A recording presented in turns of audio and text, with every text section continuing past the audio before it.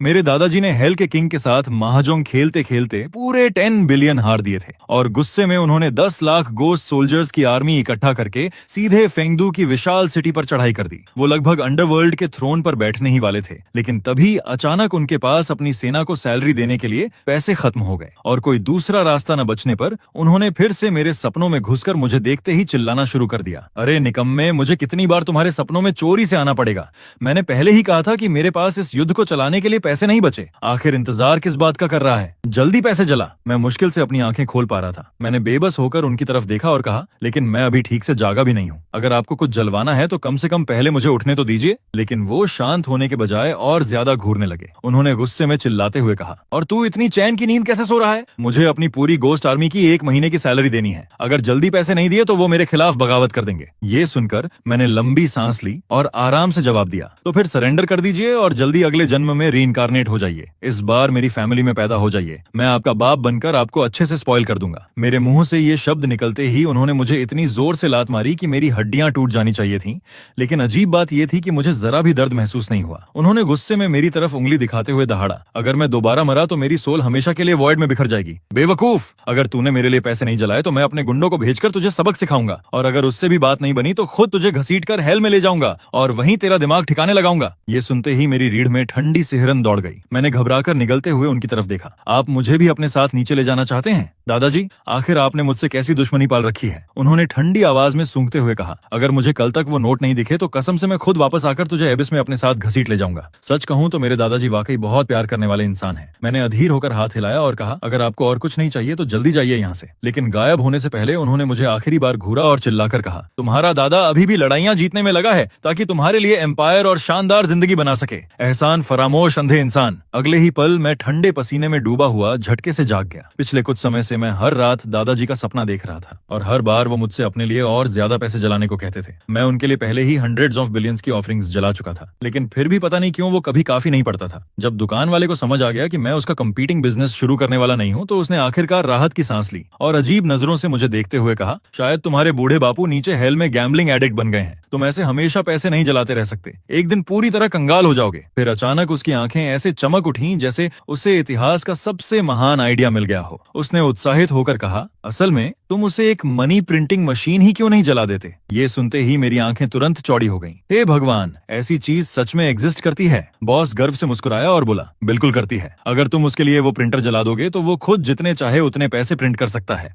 मैं शौक में उसे घूरता रह गया। फिर मैंने तुरंत उसके कंधे पकड़ लिए और उत्साह में कहा, बॉस आप तो फ्रीकिंग जीनियस निकले, मुझे अभी के अभी ऐसे 3 दे दीजिए। मैंने बिना 1 सेकंड गंवाए तुरंत पैसे दिए और उन 3 पेपर मनी प्रिंटर्स को लगभग छीन लिया, क्योंकि इस पॉइंट पर अगर मैंने जल्दी अपने दादाजी को खुश नहीं किया तो मुझे सच में लगने लगा था कि वो एक दिन सचमुच मुझे घसीटकर अंडरवर्ल्ड में ले जाएंगे। मैं बिना 1 सेकंड रुके सीधे कब्रिस्तान की तरफ भागा। जैसे ही मैं दादाजी की कब्र के सामने पहुंचा, मैं तुरंत घुटनों के बल बैठ गया और उन पेपर मनी प्रिंटर्स को वहीं जलाना शुरू कर दिया। दादाजी, मैं आपके लिए ये मैजिकल प्रिंटर्स भेज रहा हूँ। अब से अगर आपको पैसे चाहिए हो तो खुद ही प्रिंट कर लीजिए, लेकिन भगवान के लिए अब मेरे सपनों में आना बंद कर दीजिए। उस मनहूस समस्या को आखिरकार खत्म करने के बाद मैं कई दिनों में पहली बार राहत महसूस करते हुए घर लौटा। मुझे पूरा यकीन था कि आज मुझे चैन की नींद मिलेगी, लेकिन ज्यादा देर नहीं हुई थी कि वही जानी पहचानी आवाज फिर से मेरे दिमाग में गूंज उठी। दादाजी, इस बार तो आपने हद ही कर दी। मुझे मत बताइए कि 3 मनी प्रिंटिंग मशीन्स भी आपके लिए काफी नहीं थी। लेकिन इस बार वो गुस्सा नहीं हुए, उल्टा वो बेहद एक्साइटेड दिख रहे थे और जोर जोर से हंसने लगे। आह मेरे प्यारे परपोते, इस बार तुमने कमाल कर दिया। अब पैसे हमारे लिए कोई समस्या नहीं रहे। हमारे पास इतना कैश है कि पूरे अंडरवर्ल्ड की सड़कें उससे बिछा सकते हैं। सच तो ये है कि हम लगभग किंग ऑफ हेल के पैलेस तक पहुंच चुके हैं। ये सुनते ही मेरा दिमाग लगभग खराब हो गया। तो फिर आखिर आप अभी भी मेरे सपनों पर हमला क्यों कर रहे हैं? दादाजी ने तुरंत जवाब दिया, क्योंकि अब हमारे पास हैवी वेपनरी की कमी है। जल्दी से मेरे लिए कोई पेपर क्राफ्ट्समैन ढूंढो। मुझे फाइटर जेट्स, आर्टिलरी कैनन्स, पूरा आर्सेनल चाहिए। मैं अविश्वास से उन्हें घूरता रह गया। इस पॉइंट पर बूढ़े आदमी ने मुझे कोई इनफाइनाइट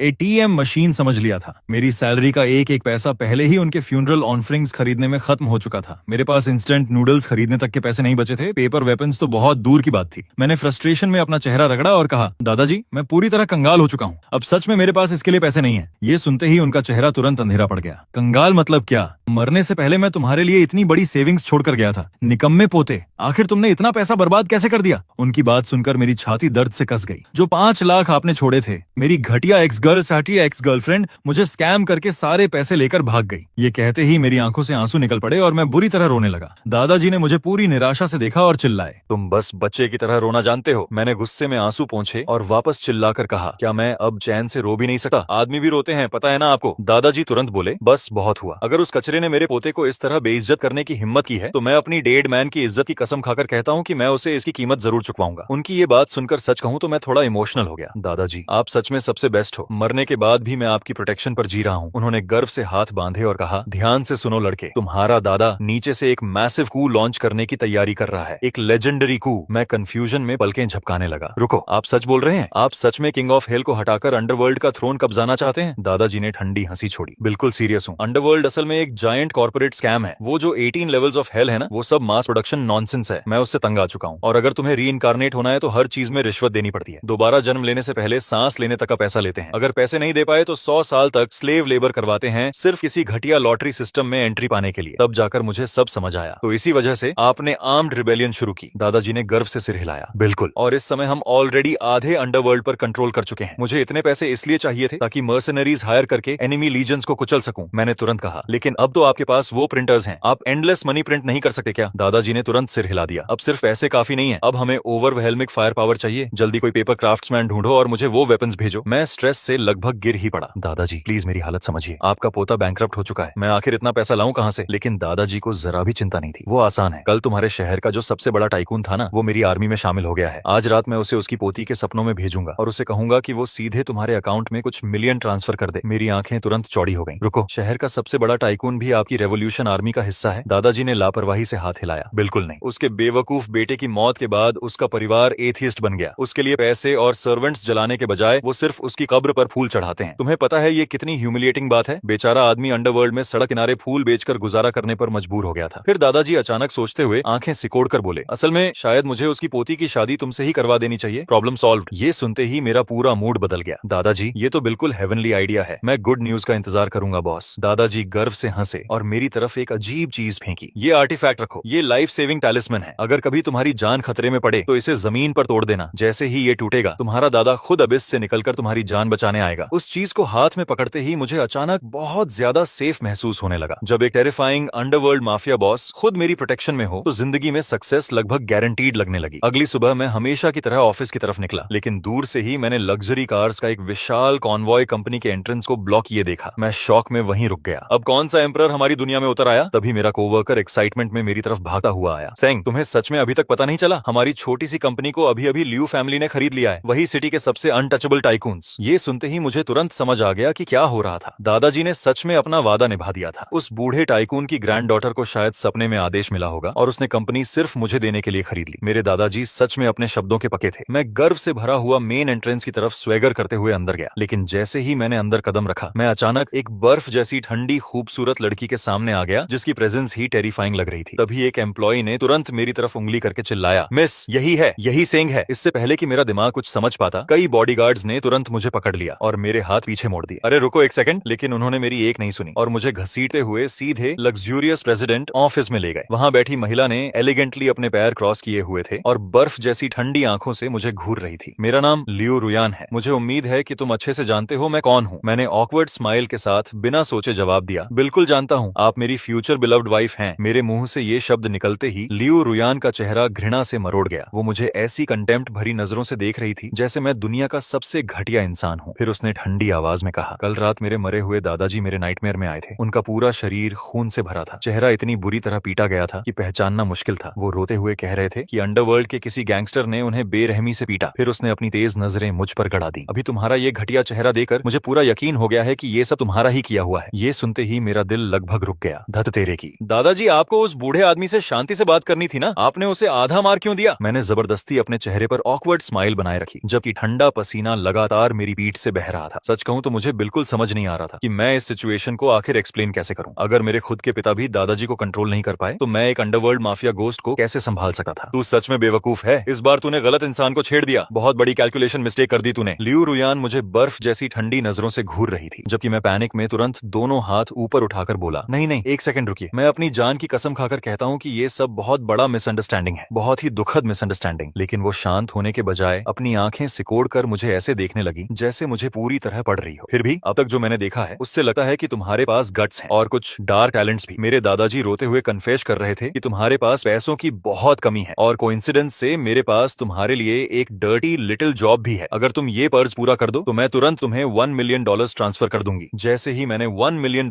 सुना, मेरी आंखें फैल गईं और मेरा दिमाग लगभग बंद हो गया। मिशन क्या है? मैं तुरंत आगे झुक गया और कॉन्फिडेंटली अपनी छाती थपथपाते हुए बोला, आप किसी बात की चिंता मत कीजिए, मैं पूरा मेज परफेक्टली क्लीन कर दूंगा। लियू रुयान ने आराम से पैर क्रॉस किए और बोली, हाल ही में मैंने एक हाफ फिनिश्ड टावर बिल्डिंग खरीदी थी, लेकिन कंस्ट्रक्शन दोबारा शुरू होने के बाद से वहां लगातार टेरिफाइंग एक्सीडेंट्स हो रहे हैं, डार्क सुपरनैचुरल फेनोमेना। मुझे चाहिए कि तुम वहां जाकर तुरंत एक्सरसाइज करो। अगर तुम सफल हुए तो पूरा मिलियन तुम्हारा, कैश, बिना किसी सवाल के। मैंने लगभग तुरंत डील एक्सेप्ट कर ली। आखिर वो बस एक अबैंडन्ड बिल्डिंग ही तो थी। शायद ग्रीड मेरी आंखों पर पर्दा नहीं डाल रही थी, लेकिन उससे पहले कि मैं कॉन्ट्रैक्ट के अंदर छिपी हॉरिफाइंग डिटेल्स पूछ पाता, उसके बॉडीगार्ड्स ने मुझे पकड़कर कूड़े के बोरे की तरह सड़क पर फेंक दिया। मैं डिग्निटी बनाए रखते हुए उठा और अपने कपड़ों की धूल झाड़ने लगा। सच में ये किस तरह के मैंसर्स हैं? लेकिन तभी मेरी नजर पास पड़े एक फटे हुए न्यूज़पेपर पर गई और उसकी खून से सनी हेडलाइन ने तुरंत मेरी रगों में बर्फ जमा दी। Brutal murder inside abandoned building. एक किडनैपर ने बिल्डिंग के अंदर अपनी विक्टिम को टॉर्चर करके मार डाला था और उसकी ब्लड थर्स्टी सोल अब हमेशा के लिए वहीं भटक रही थी। उस कमीनी चुड़ैल ने सच में मुझे सीधे स्लॉटर हाउस भेज दिया। मैं बुरी तरह कांपते हुए उस विशाल अंधेरी बिल्डिंग की तरफ देखने लगा जो मेरे सामने खड़ी थी। पिच ब्लैक एंट्रेंस के अंदर मुझे एक टूटी हुई वुडन एग्जॉर्सिस्ट सोर्ड के टुकड़े दिखाई दिए और तभी बिल्डिंग की गहराइयों से एक डिस्टॉर्टेड फ्यूनरल मेलोडी गूंजने लगी। ये क्या बकवास है? ये तो साइंस के हर कानून को तोड़ रहा है। उस पॉइंट पर मेरी सर्वाइवल इंस्टिंक्ट्स पूरी ताकत से मुझे भागने के लिए चिल्ला रही थीं, लेकिन उस $1 मिलियन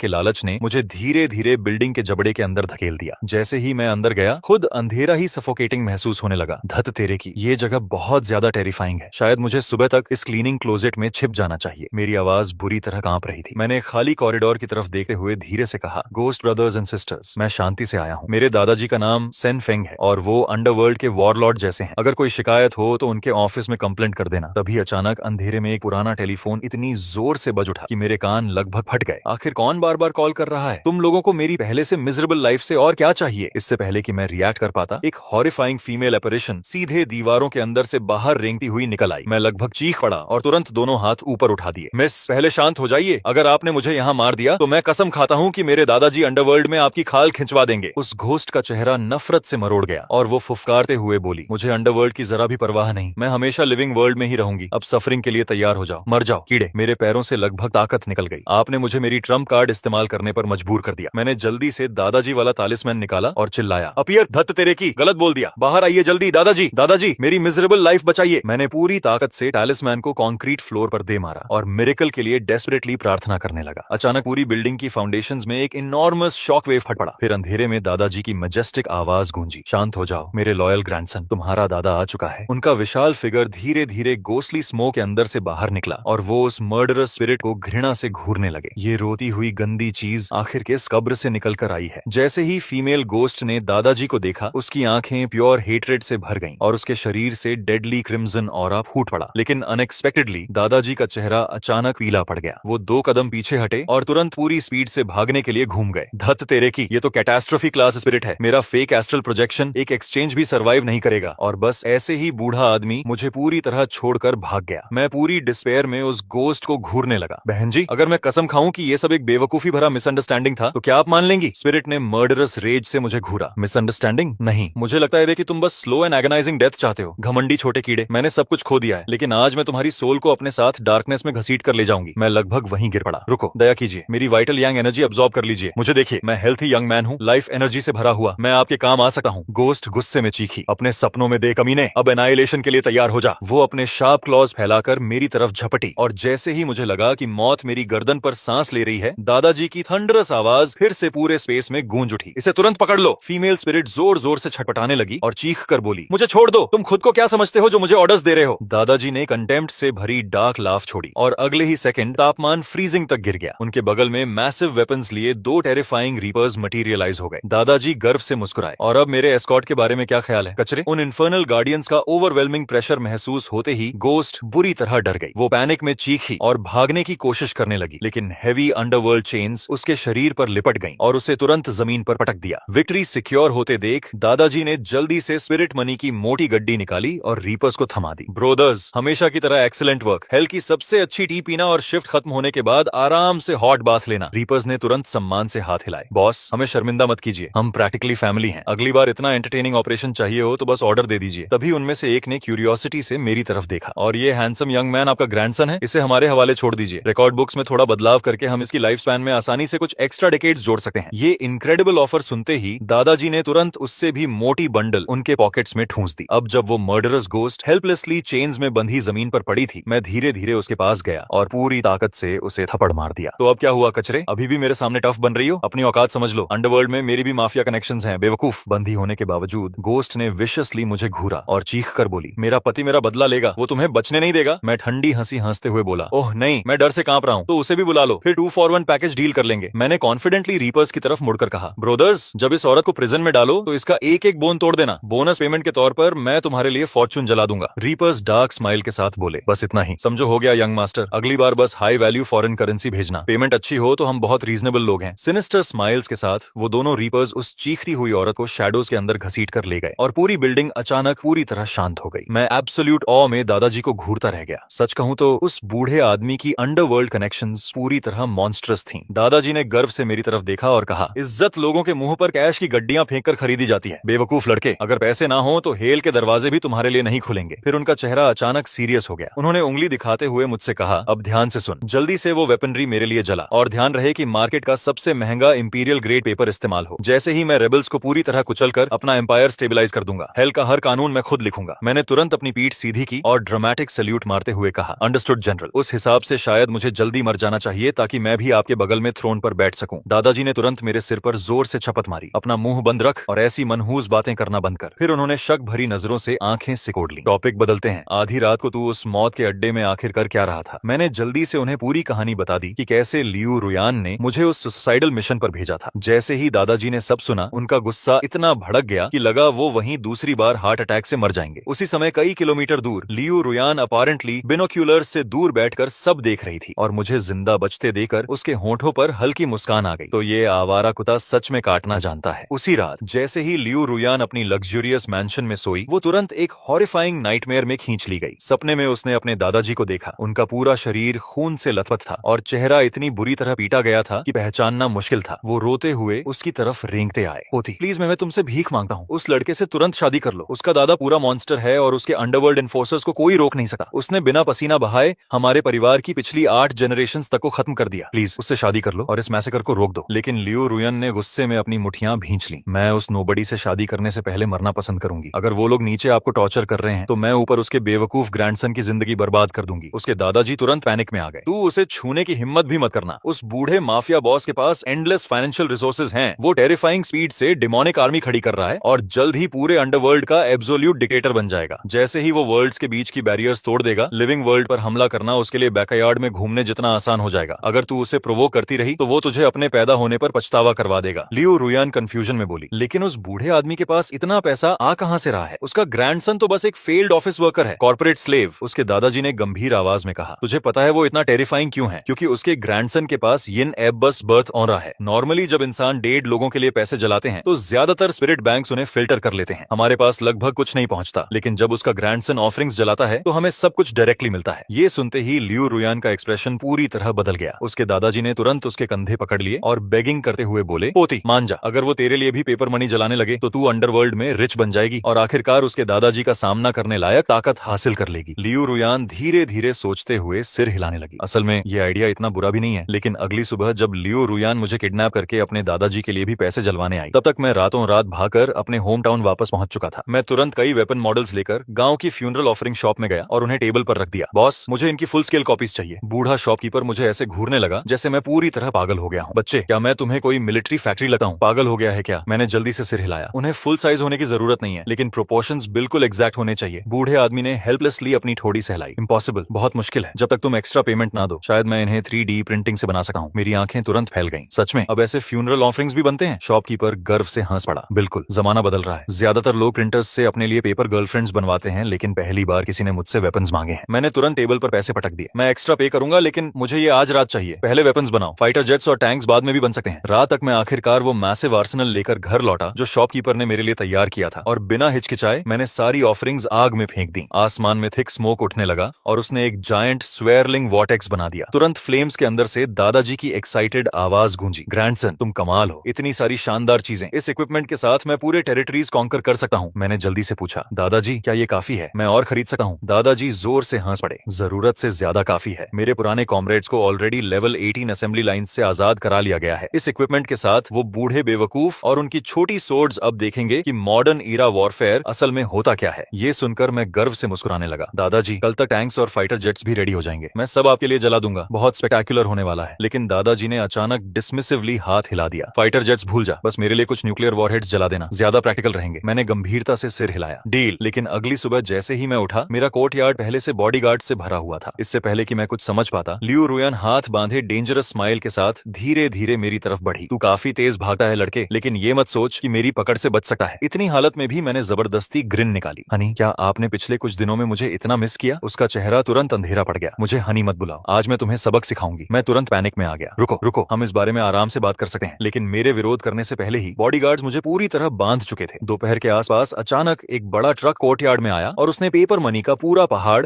बीच आंगन में उलट दिया। मैं शौक में उसे घूरने लगा। ये सब आखिर क्या है? लियू रुयान ने ठंडी नजरों से मुझे देखा और कहा, क्या तुम पैसे जलाने में बहुत अमेजिंग नहीं हो? तो शुरू हो जाओ। मैं कंफ्यूजन में पलकें झपकाने लगा। रुको, आप चाहती हैं कि मैं आपके दादाजी के लिए भी पैसे जलाऊं? जैसे ही मेरे मुंह से ये शब्द निकले, लियू रुयान का गुस्सा पूरी तरह फट पड़ा। लियू रुयान ने गुस्से में जमीन पर पैर पटका और मर्डरस आइज से मेरी तरफ उंगली दिखाते हुए बोली, अगर तुमने एक और बेवकूफी भरी बात कही ना तो मैं तुम्हारा मुंह फाड़ दूंगी। मैंने तुरंत मासूम बनते हुए दोनों हाथ ऊपर उठा दिए। मैं तो बस मजाक कर रहा था, लेकिन ऑनेस्टली देखा जाए तो ये बस समय की बात है। फिर मैंने कोर्टयार्ड में पड़े पेपर मनी के विशाल ढेर की तरफ देखा और लंबी सांस ली। वैसे मैं आपके दादाजी के लिए पैसे जलाऊं कैसे? स्पिरिचुअल ट्रांसफर सिर्फ डायरेक्ट फैमिली मेंबर्स के बीच काम करते हैं, वरना ऑफरिंग रिजेक्ट हो जाती है। उसके बगल में खड़ा टाओइस्ट प्रीस्ट धीरे धीरे सिर हिलाते हुए बोला, मिस, ये सही कह रहा है। लियू रुयान गहरी सोच में पड़ गई। तो फिर क्या करें? क्या सच में कोई तरीका नहीं है? प्रिस्ट ने आराम से अपनी दाढ़ी सहलाई और बोला, एक तरीका है। तुम दोनों को शादी करनी होगी और ऑफिशियली मैरिज रजिस्टर करवानी होगी। उसके बिना ये तुम्हारे परिवार की तरफ से ऑफरिंग्स बर्न नहीं कर सकता। ये सुनते ही हम दोनों पूरी तरह फ्रीज हो गए। मतलब लीगली शादी? टॉइस्ट ने गंभीरता से सिर हिलाया। लियू रुयान ने फ्रस्ट्रेशन में अपने दांत भींच लिए, लेकिन कुछ सेकंड की खामोशी के बाद उसने लंबी सांस ली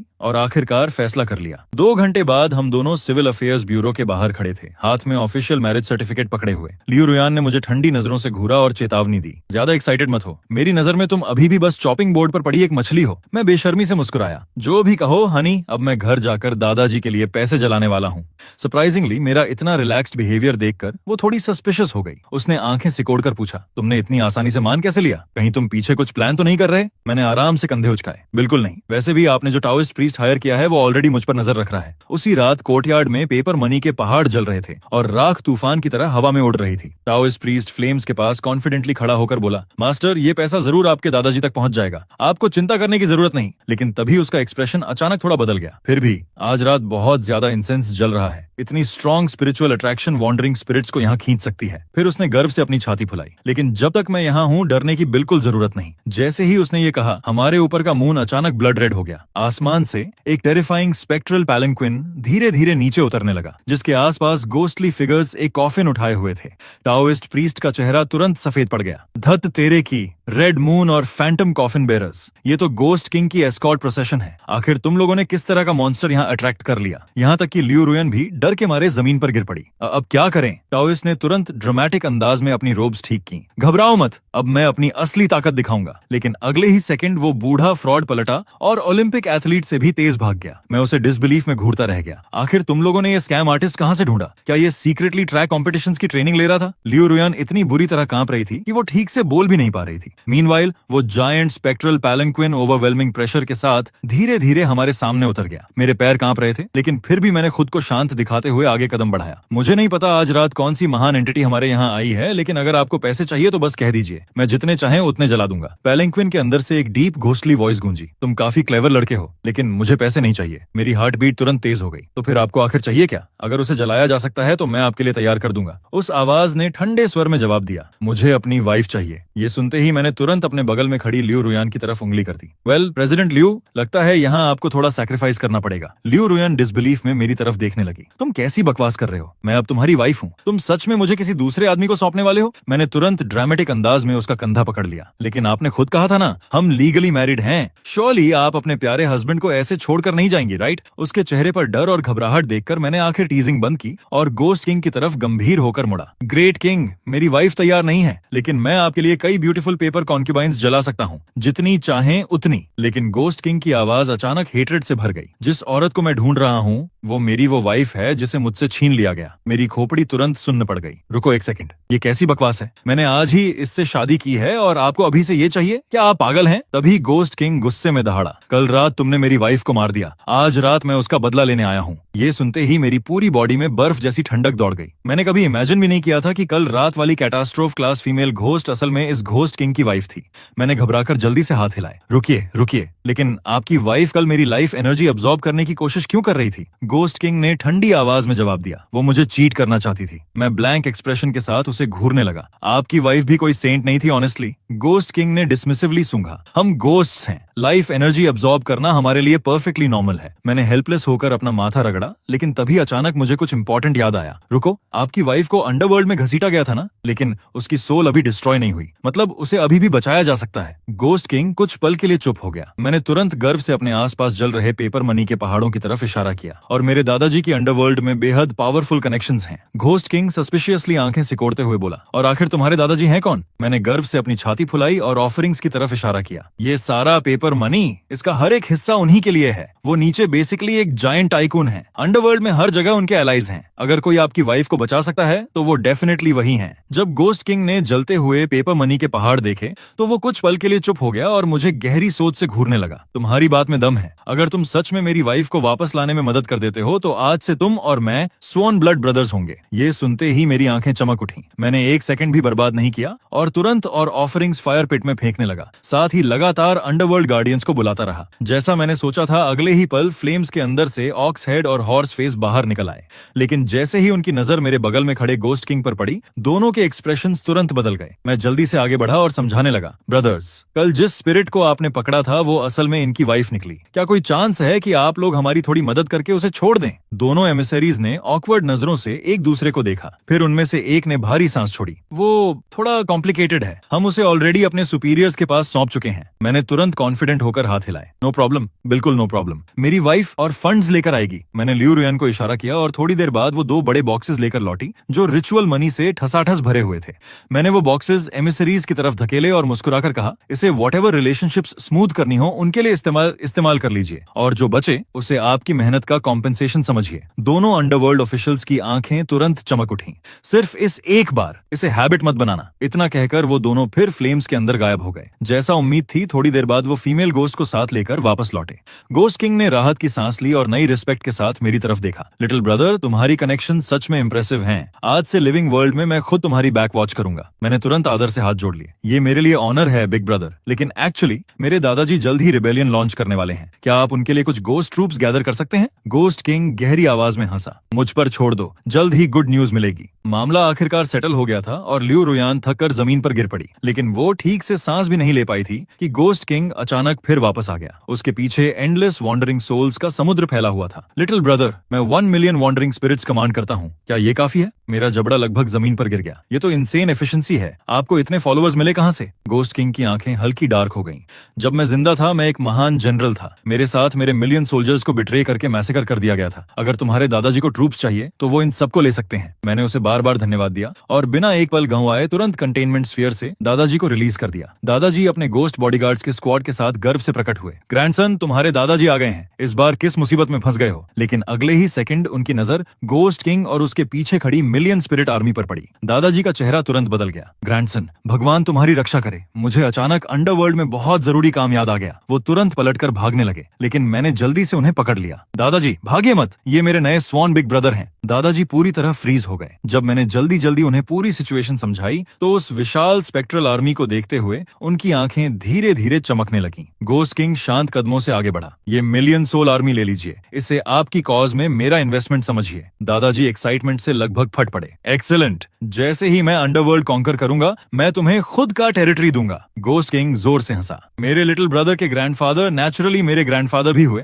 अलायंस फाइनलाइज होने के बाद गोस्ट किंग अपनी मिलियन स्पिरिट्स आर्मी लेकर डार्कनेस में चला गया, लेकिन दादाजी वहीं रुक गए। उन्होंने सस्पिशियस नजरों से मुझे देखा। ओए लड़के, तूने हाल ही में मेरे वेपन्स जलाने बंद क्यों कर दिए? फिर उन्होंने कैजुअली लियू रुयान की तरफ इशारा किया। और तुम्हारे फादर इन लॉ वाला बूढ़ा आज अचानक बहुत रिच बन गया था, इसलिए मैंने उसके सारे फंड्स कॉन्फिस्केट कर लिए। लियू रुयन शॉक में चीख पड़ी। आपने अभी क्या कहा? दादाजी ने डिसमिसिवली हाथ हिलाया। रिलैक्स, अब तुम मेरे ग्रैंडसन की वाइफ हो ना, इसे इन्वेस्टमेंट समझो। फिर उन्होंने गर्व से अपनी छाती फुलाई। जैसे ही मैं अंडरवर्ल्ड पूरी तरह कन्वर्ट कर लूंगा, मैं तुम दोनों के names book of life and death से इरेज कर दूंगा। लियू रुयन तुरंत भौहें सिकोड़कर बोली, नो थैंक्स, मैं कोई झुर्रियों वाली बूढ़ी औरत बनकर हमेशा नहीं जीना चाहती। दादाजी ने उसकी इग्नोरेंस पर तुरंत ताना मारा। तुझे क्या पता, तुम्हारा शरीर बिल्कुल अभी जैसा है वैसा ही रहेगा। Eternal youth. जैसे ही लियू रुयन ने इटर्नल यूथ शब्द सुने, उसका पूरा एक्सप्रेशन इंस्टेंटली बदल गया। उसकी आंखें एक्साइटमेंट से चमकने लगी। मैं धीरे से बड़बड़ाया, लगता है ये अभी भी पूरी तरह कन्विंस्ड नहीं हुई। दादाजी ने तुरंत कंधे उचकाए। परफेक्ट, मेरे कई पुराने कॉमरेड्स बिलियनियर्स हैं और वो सब अपनी ग्रैंडडॉट्स की शादी तुमसे करवाने को डेस्परेट हैं। ये सुनते ही लियू रुयन पूरी तरह पैनिक में आ गई। उसने मेरा हाथ कसकर पकड़ा और मुझे सीधे घर के अंदर घसीट ले गई। एब्सोल्युटली नॉट, जीत मेरी होगी। मैं उसके पीछे लड़खड़ाते हुए हेल्पलेस होकर बोला, औरत, अब बहुत देर हो चुकी है, अब कुछ वापस नहीं हो सकता। 1 साल बाद दादाजी सक्सेसफुली पूरे अंडरवर्ल्ड के रूलर बन गए और उन्होंने हमारे दोनों नाम book of life and death से मिटा दिए। उस दिन के बाद लियू रुयन और मैं कभी बूढ़े नहीं हुए। हम हर दिन दुनिया की सबसे लग्जूरियस जिंदगी जीने लगे। हर रोज पैसों के पहाड़ गिनने के अलावा मैं बेसिकली बस अपनी इमॉर्टल वाइफ के साथ शॉपिंग करने जाता था। लेकिन ठीक जब मैं उसे प्राइवेट आइलैंड वेकेशन पर ले जाने की प्लानिंग कर रहा था, तभी दादाजी का ड्रीम ट्रांसमिशन अचानक डेथ सेंटेंस की तरह मेरे दिमाग में फट पड़ा। ग्रैंडसन, सोना बंद कर और जल्दी मुझे बचा। तुम्हारे दादाजी उन डायमंड मनी प्रिंटर्स की वजह से बर्बाद होने वाले हैं। सपने के अंदर दादाजी डिस्पियर में अपने पैलेस के precious white Z tiles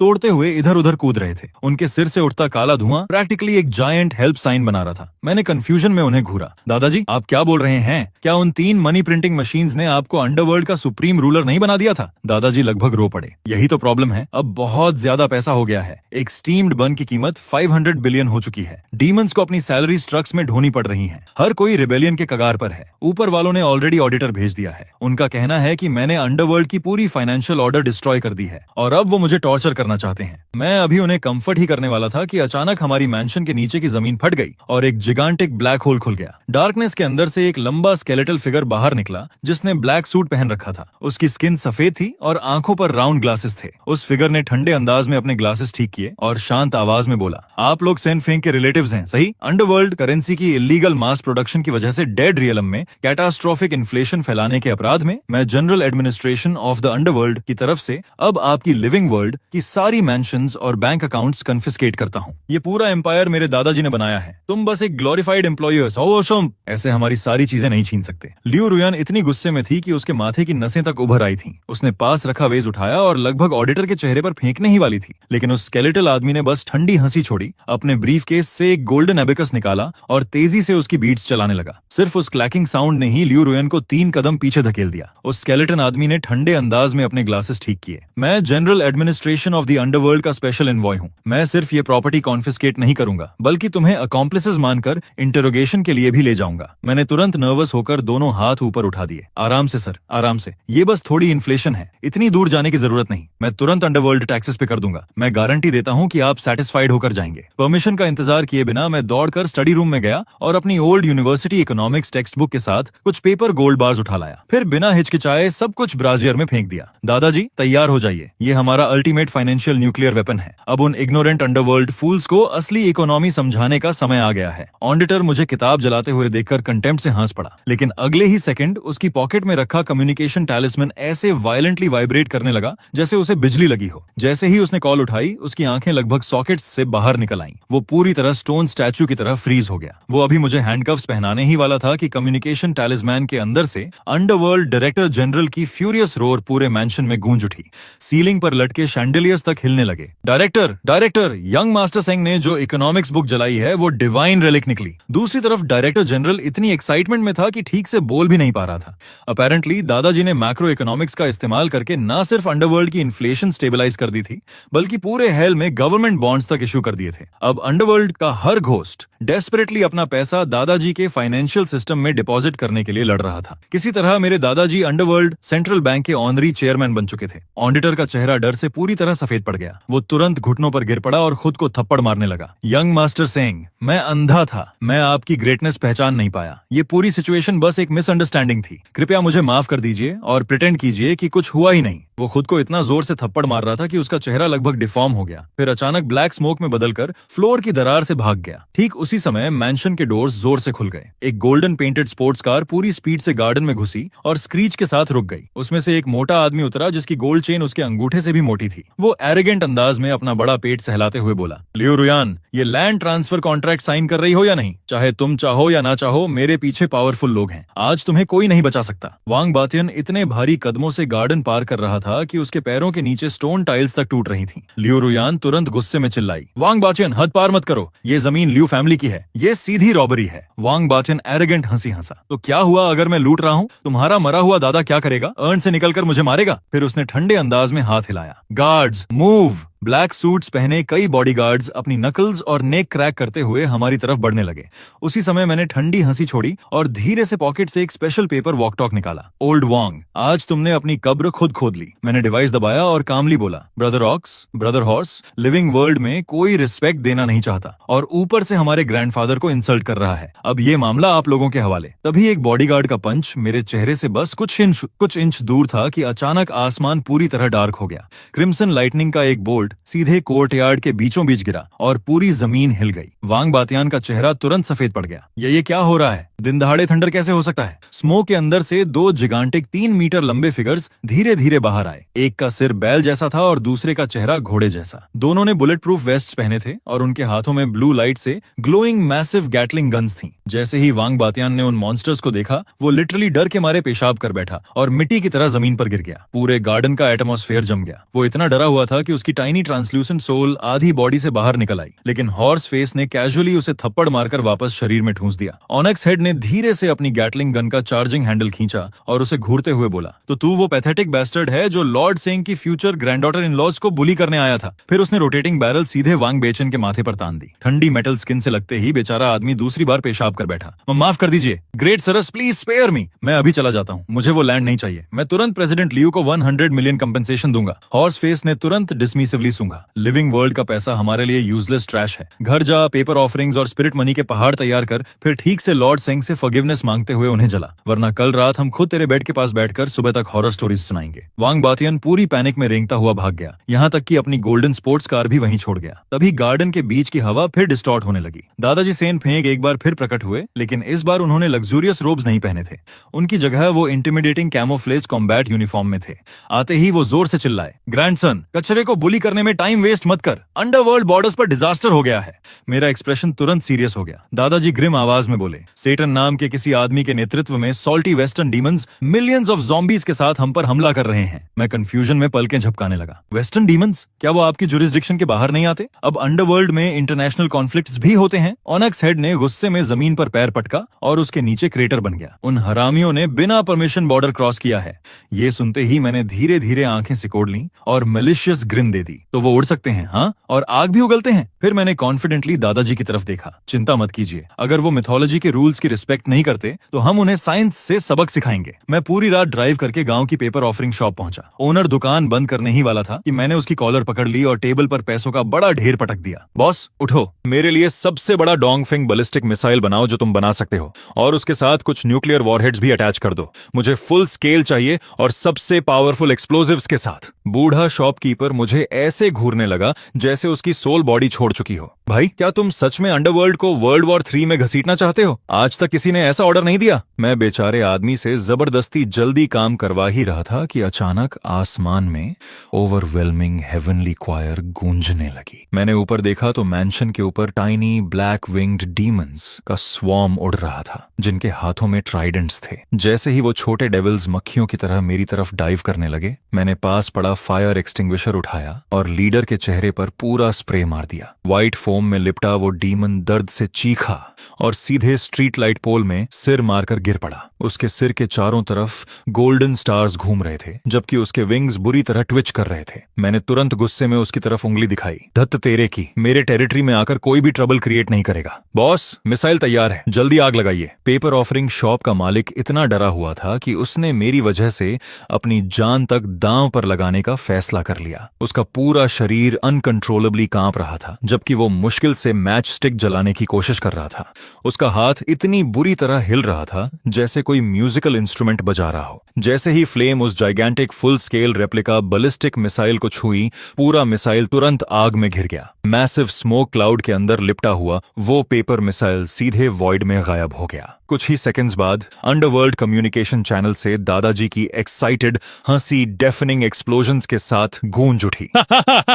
grandson, ये चीज कमाल की है। उन सॉल्टी छोटे बास्टर्ड्स को जमीन पर उतरने का मौका तक नहीं मिला और इस जायंट रेडिश ने उन्हें हवा में ही उड़ा दिया। अंडरवर्ल्ड बॉर्डर पर पूरा बैटलफील्ड केओस में बदल चुका था। खुद सेटन एक मैसिव क्रेटर के अंदर से मिट्टी और स्मोक में लिपटा हुआ बाहर निकला। उसकी मैजेस्टिक रेड केप पूरी तरह चिथड़ों में बदल चुकी थी और उसका एक रैम हॉर्न पूरी तरह टूट गया था। वो इतना फ्यूरियस था कि उसके हर कदम से जमीन फट रही थी और बॉटमलेस एबिसेस बन रही थीं, जबकि उसके सिर से वॉल्केनो की तरह स्टीम निकल रही थी। ये अनफेयर है। तुम लोग वेपन्स ऑफ मास डिस्ट्रक्शन इस्तेमाल कर रहे हो। ये चीटिंग है। मैंने तुरंत ठंडी हंसी छोड़ी। चीटिंग तुम्हारे बाप की? इसे टेक्नोलॉजिकल इनोवेशन कहते हैं। तभी दादाजी की आवाज फिर दूसरी तरफ से गूंजी। ग्रैंडसन, वो इडियट्स अभी तक मरे नहीं हैं और अब रीइंफोर्समेंट्स मांग रहे हैं। कह रहे हैं कोई डिवाइन अलायंस बना रहे हैं। पर्सनली मुझे लगता है सब इकट्ठा होकर mahjong खेलना चाहते हैं। मैं कॉन्फिडेंटली मुस्कुराया। रिलैक्स ग्रैंडपा, मैं अभी आपको एंटी एयर इंटरसेप्शन सिस्टम दिलाता हूँ। मैं अभी मुश्किल से दादाजी को काम कर पाया था कि अचानक मेरे पीछे सिनिस्टर लाफ गूंज उठी। जिन टाइनी डीमंस पर मैंने पहले फायर एक्सटिंग्विशर स्प्रे किया था वो फिर से खड़े थे, लेकिन इस बार उनकी बॉडीज मैसिवली स्वेल हो चुकी थीं। उनके मसल्स बलून्स की तरह फूल रहे थे, कपड़े फट रहे थे और अंदर डिस्गस्टिंग पर्पल फ्लैश दिख रही थी। लियू रुयान तुरंत नर्वस होकर पीछे हट गई। केयरफुल, लगता है ये म्यूटेट हो गए हैं। मैंने कॉन्फिडेंटली अपनी नेक क्रैक की। म्यूटेटेड माई फुट, बस सूज गए हैं। फिर मैंने ड्रामेटिक अंदाज में लियू रुयान को पीछे खींच लिया। पीछे हटो और अपने हस्बैंड को इन्हें इंटर डायमेंशनल इलेक्ट्रोशॉक लेसन देते हुए देखो। ऑनेस्टली एक्साइटमेंट से मेरे कान तक खुजला रहे थे, लेकिन जैसे ही वो जायंट डीमंस मुझ पर अटैक करने वाले थे,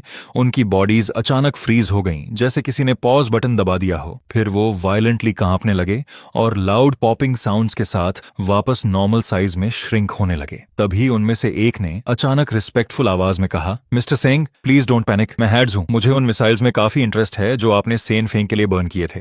अगर आप मेरे लिए ऐसे 1000 मिसाइल्स बर्न कर दें तो मैं आपके लिए इन छोटे पेस्ट्स को खत्म कर सकता हूं। मैं शौक में पलकें झपकाने लगा। वाह, अब वेस्टर्न अंडरवर्ल्ड का रूलर भी आर्म्स रेस ज्वाइन करना चाहता है। फिर मैंने थॉटफुली आर्म्स क्रॉस कर लिए। लेकिन 1000 मिसाइल्स चीप नहीं आते। बदले में आप क्या देंगे? हैड्स तुरंत बोला, मैं आपकी वाइफ को अंडरवर्ल्ड इंश्योरेंस दे सकता हूं। वो सभी डिजीजेस से इम्यून हो जाएगी और हमेशा एटर्नल यूथ मेंटेन करेगी। क्या कहते हैं? लियू रुयान तुरंत एक्साइटमेंट में मेरा आर्म पकड़कर हिलाने लगी। उसके चेहरे की स्माइल ब्लूमिंग फ्लावर से भी ज्यादा ब्राइट थी। लेकिन मैं जवाब देता उससे पहले कम्युनिकेशन चैनल से दादाजी की फ्यूरियस आवाज गूंज उठी। ये चीप विनेगर जैसी स्मेल! हेडीज, तू बूढ़ा बास्टर्ड! मेरे क्लाइंट्स चुराने की हिम्मत कैसे हुई? दादाजी तुरंत मुझ पर चिल्लाए। ग्रैंडसन, इसकी बात मत सुनो। इसका टेरिटरी इतना गरीब है कि वहां डेथ करेंसी तक यूज नहीं होती। ये लोग केवमैन की तरह पत्थरों से ट्रेड करते हैं। ये सब फ्री में चाहता है। हेड्स तुरंत रोर करने लगा। सेनफेंग, अपना मुंह बंद रख। इससे पहले कि दोनों इंटर डायमेंशनल शाउटिंग वॉर शुरू कर देते, मैंने जल्दी से बीच में टोक दिया। लॉर्ड हेड्स, मेरे पास अभी 1000 मिसाइल्स रेडी नहीं है, लेकिन मैं आपको कुछ underworld money printing machines burn करके दे सकता हूं। उससे आपको कंप्लीट फाइनेंशियल फ्रीडम मिल जाएगी। क्या कहते हैं? कम्युनिकेशन चैनल पूरे 3 सेकंड्स तक डेड साइलेंट हो गया। हेडीज जेन्युइनली इस ऑफर से स्टन्ड लग रहा था। फिर अचानक दूसरी तरफ से अर्थ शेकिंग लाफ गूंज उठी। अपीरियंटली बेचारा रोज पत्थर गिन गिन कर थक चुका था।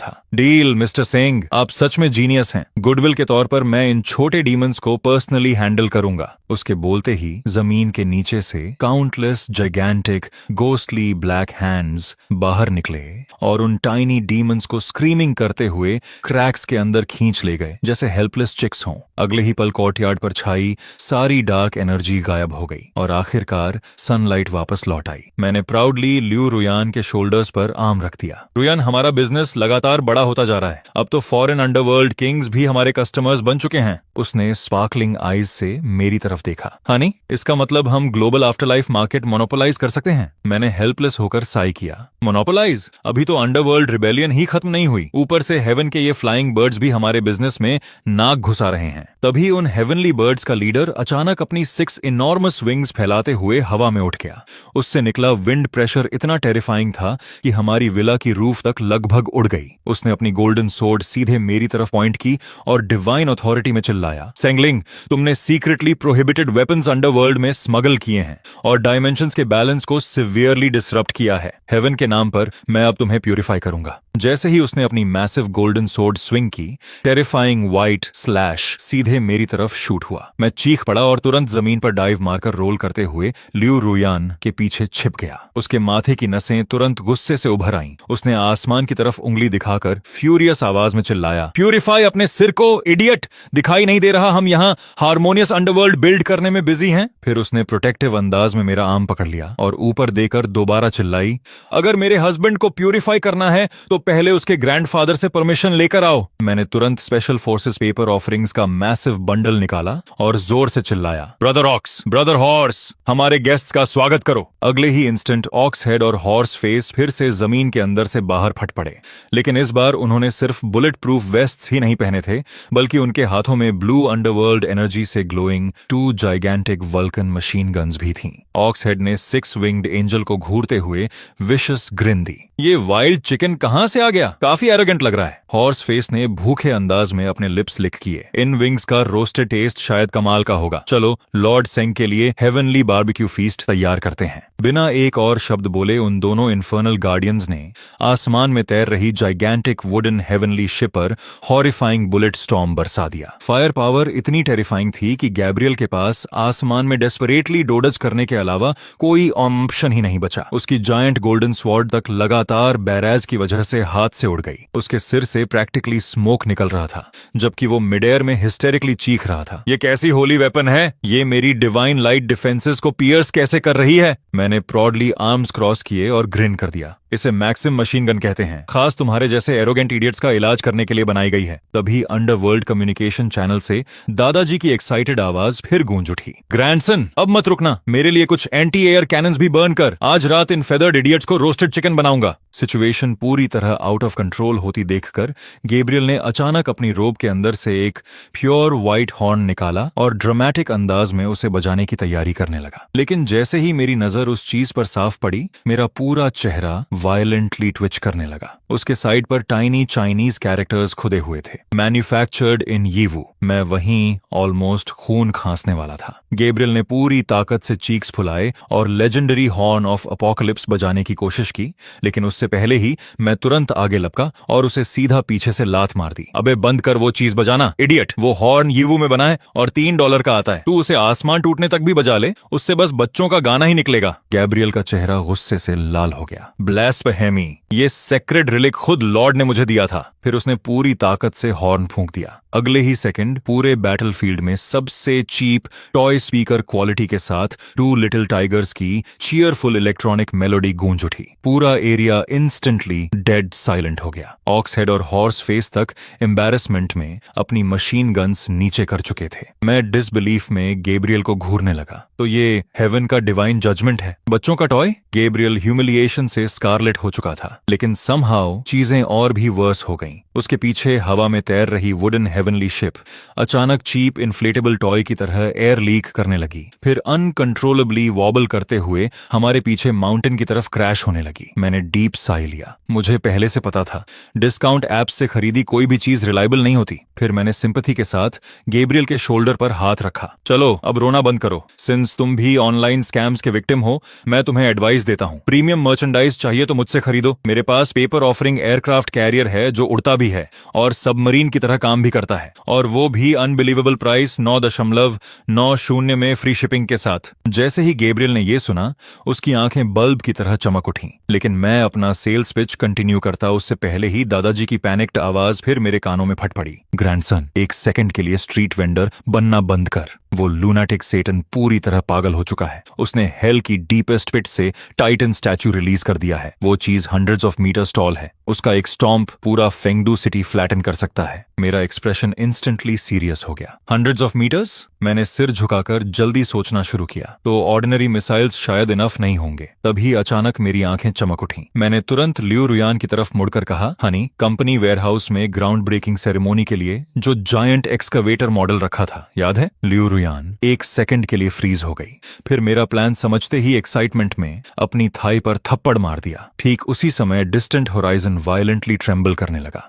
दूर स्काईलाइन के पार एक जाइगेंटिक पिच ब्लैक टाइटन धीरे धीरे क्रॉस क्रॉल करता हुआ दिखाई दिया, जिसके 9 हॉरिफाइंग हेड्स थे। उसका हर कदम मिनिएचर अर्थक्वेक पैदा कर रहा था। मैंने तुरंत आसपास वर्कर्स की तरफ चिल्लाया, मिसाइल्स भूल जाओ, वेयरहाउस से 20 मीटर जायंट एक्सकेवेटर निकालो और उसे पेपर ऑफरिंग में कन्वर्ट करो। शवल टीथ के लिए रीइंफोर्स्ड स्टील प्लेटेड पेपर इस्तेमाल करना। मुझे सबसे हार्ड कार्डबोर्ड चाहिए और उसके अंदर सबसे पावरफुल इंजन इंस्टॉल करो। मैं पूरी पैनिक में सबको डायरेक्शंस देने लगा और सिर्फ 30 मिनट्स के अंदर समहाउ उन्होंने टेरिफाइंग जायंट एक्सकवेटर असेंबल कर दिया। मैंने बिना हेजिटेशन तुरंत ऑफरिंग फायर जला दी। ग्रैंडपा, कैच दिस, मैं आपको दुनिया का ग्रेटेस्ट डेमोलिशन इक्विपमेंट भेज रहा हूं। मुझे फर्क नहीं पड़ता वो टाइटन है या जायंट स्टैच्यू, हम उसे रबल में बदल देंगे। थिक स्मोक का एक पिलर सीधे आसमान में उठ गया। दूसरी तरफ अंडरवर्ल्ड बैटलफील्ड में सेटन एरोगेंट अंदाज में टाइटन के शोल्डर पर बैठा मैनिकली हंस रहा था और उसे फेंगदू सिटी की तरफ मार्च करने का ऑर्डर दे रहा था। लेकिन ठीक उसी मोमेंट